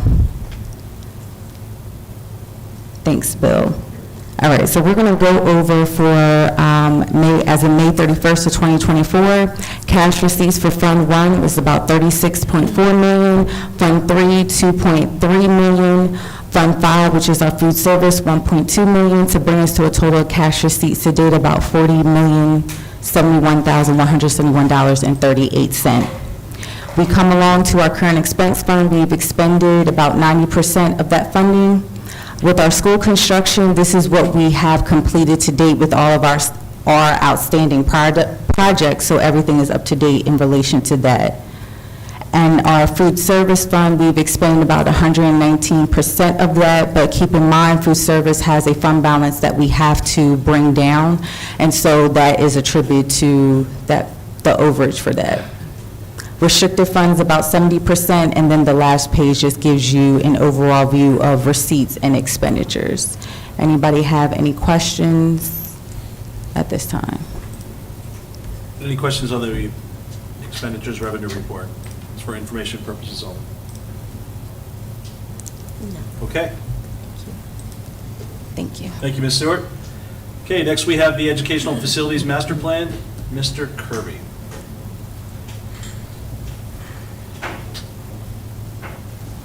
Good evening, President Getz, Dr. Couch, members of the board. I'm here tonight to present the 2024 Educational Facilities Master Plan to you. The document itself is about 110, 15 pages, so I'm going to try to keep that to just a couple minutes for you. Don't worry. We're not. So that's why it's not pulled up in front of you, but feel free to look through it. If you have any questions, if you do look through it, feel free to reach out to me and I can answer those. But the main point of the plan is basically to revise the state with what we've done and what we're planning on doing in the coming year. So basically, as of this point, it's basically saying that we've completed the nine projects now of that 2018 strategic plan that Dr. Couch mentioned earlier. We've completed the high school roof. In the last year, we also completed the stadium lighting upgrade at Kent County High School. Upcoming, you guys approved it at the last board meeting, but the Kent County High School tennis court project will be getting started here shortly. In terms of a couple grants that we had applied for from Maryland Energy Administration, we applied for 4, received funding for 3 of them. The first one is to hire a firm to help us develop an Energy Star portfolio management system, basically to help us analyze our energy data in real time, as opposed to right now, we can only really look at it after the month is gone and we receive the bills. So this will be more of a day-to-day comparison and, will let us know and spit out data that we can kind of, adjust certain things to try to save as much as we can on the never-ending increase in energy costs at the moment. So that's what the first grant would be for. The second grant is for what they call solar on schools. So essentially, the state reached out and said, we've got a brand new roof on Kent County High School. This would be a good opportunity to just take a look and see if it's feasible. This is not a commitment to putting any sort of panels or anything on the roof. It's more of just looking at it and see if it's feasible for the school system, see if it would be beneficial to the school system in terms of, from an energy saving standpoint and a cost standpoint. And then the final is what they call net zero energy schools. So this is another $50,000 that we received, and this would go hand in hand with the design and construction of Kent County Middle School. The state, to be considered a net zero school, the state has very, strict things that you have to meet essentially and criteria. So this funding would help us achieve some of those criteria if we are able to meet that going forward. And then obviously the biggest one is the Kent County Middle School. So at this point, everybody knows that our feasibility study was completed last September. Planning funding was approved under the Bill Tiller Act in November of 2023. And as of May 2024, 2024, we received notice that the IAC has approved the design funding for us for, architectural and engineering services to move forward with the middle school. So really, this upcoming year is basically, continue to meet with Maryland Stadium Authority, get the MOU and the architectural engineering solicitation put out for bid, and then hopefully we'll keep our fingers crossed, and Dr. Couch has really started the process with the state in terms of trying to increase our funding percentage. So, we're going to keep trying to go as far as we can with that to try to get any sort of increase that we can for this one-time project. Like I said, she's done an amazing job so far, and hopefully we can continue that with Dr. McCombs taking over for Dr. Couch here. So those are really the biggest highlights for the plan this year. So if anybody has any questions, feel free. Any questions? Okay, this is an action item. The administration is recommending approval by the Board of Education for the fiscal year 2024 Educational Facilities Master Plan. Do we have a motion to do so? I'll make a motion. Ms. Sullivan has the motion. Do we have a second? I'll second. Second by Mr. Rhodes. Any comments or questions? Concerns?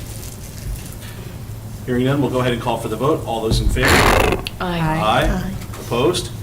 Hearing no opposition, the motion passes. Thank you very much, Mr. Thank you. And one more thing, congratulations to you on your retirement. Thank you for everything that you've done for us, for me personally, starting here and everything. So we wish you well, and thank you for everything. Thank you. Thank you, Mr. Kirby. Okay, the next item on the agenda is the Citizen Advisory Committee membership. As you know, we had 2 open seats for the CAC. We had applications, and I'm here to announce that Julie Hartley will be the representative for Rock Hall Elementary School, and Stephanie Christel will be the representative from Galena Elementary. So now you have a full complement, and the CAC is effectively filled at this point for next year. Okay, this is an action item, so the administration is asking for a motion to appoint the new members to the CAC during open session. Do we have a motion to do so? I'll make a motion to approve. Ms. Sullivan has the motion tonight, I'll second it. second by Ms. Dorsey. Any comments or questions?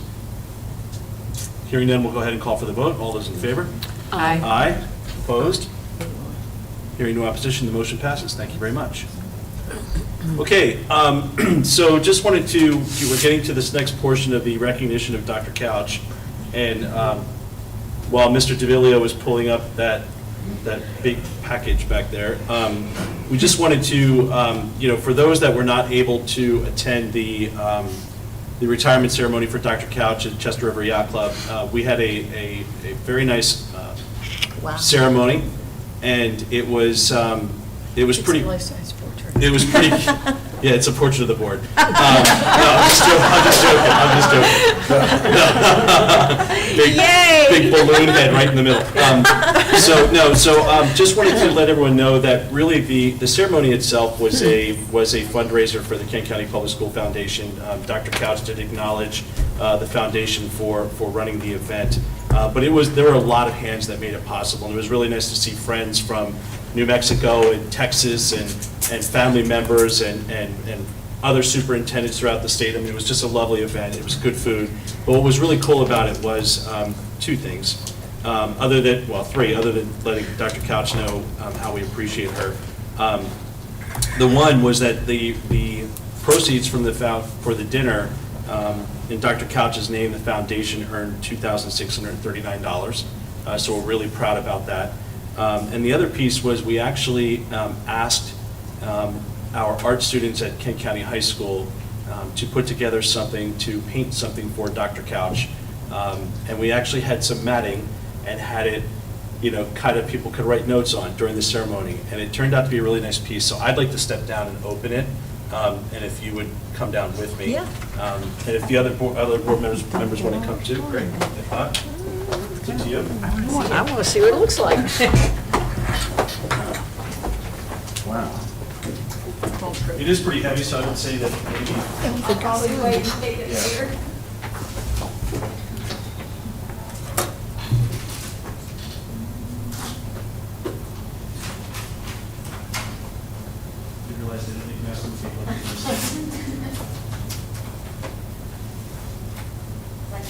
You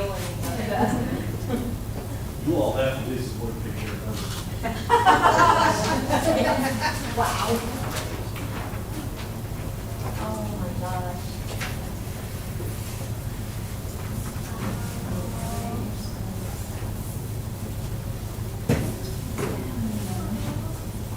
So it's really great if I could have someone hold it, give me a piece of paper to hold that.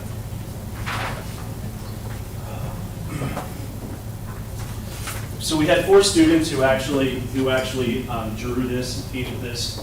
Mary Jane Joyner from grade 10 at Kent County High School, Taylor Mangles from grade 10 at Kent County High School, Caitlin Kearns, grade 11, Kent County High School, and Maria McKenzie, grade 12, Kent County High School. And I just want to say, this is just a small token. Dr. Couch, it's been an amazing, for me, 8 years of being on the board. And I will tell you, coming in very green, I had a lot to learn. You were kind enough in the first year, 2 years, to put up with my incessant questions and again, not seeing eye to eye. But I will say that I learned rather quickly, as I took over board president my 3rd year. We spent a lot of time with each other, and I can't thank you enough when Mr. Hutchinson calls and text messages and everything constantly. We probably speak, for those that don't know, 24, 25, 30 times a week in some way. But what I realized really in short order, that your dedication to the students of Kent County is like nothing I've ever seen from a dedication from anyone to what they do. You were always an outsider. You came from New Mexico. You had some really hard times and some really hard roads to kind of traverse and drive.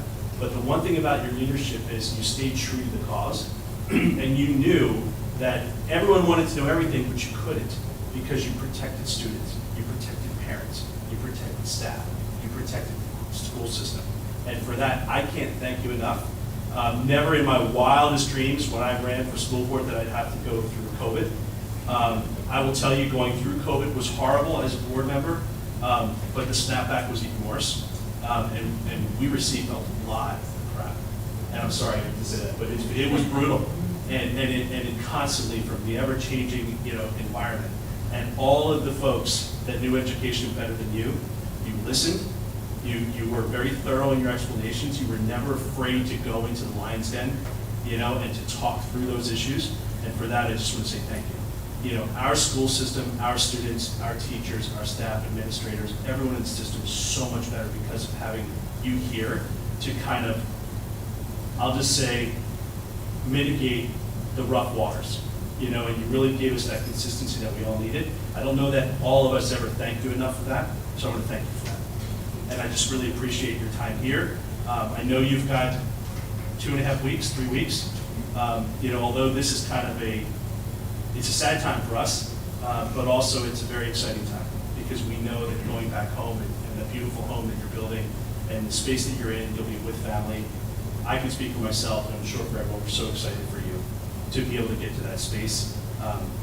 So thank you for everything. Just want to say, it's been amazing. So I'm going to stop there before I lose it, and I'm going to be good. So thank you. Well, I want to say one thing real quick. I mean, everybody says, we never didn't always get along. There's a theme here. I would like to think that because we had our disagreements, I would hope that I was always respectful of disagreements because I tried to be.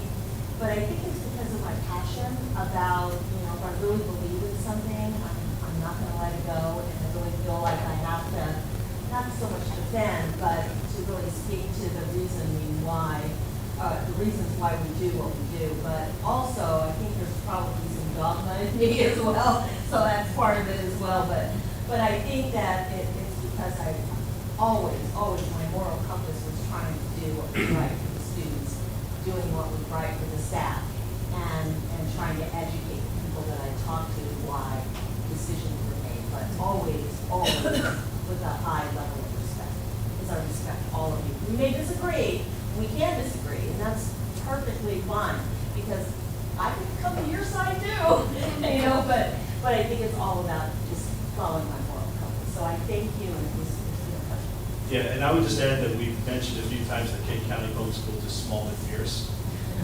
This superintendent is small and fierce. And if I'm a betting man, you probably have another superintendent that's small and fierce. So, but just, again, thank you so much.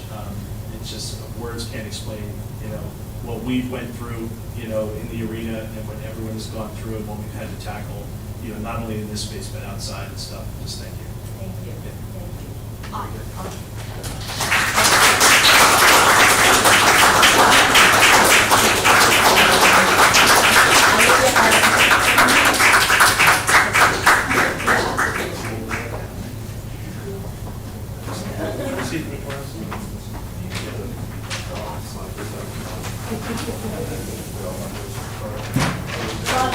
Love it. You can hold it all the night. Yes. Oh, there, Blair. There's a little bit, if you tilt it forward. There we go. Like that? Oh, that's good. You want me to hold the table? No. All right.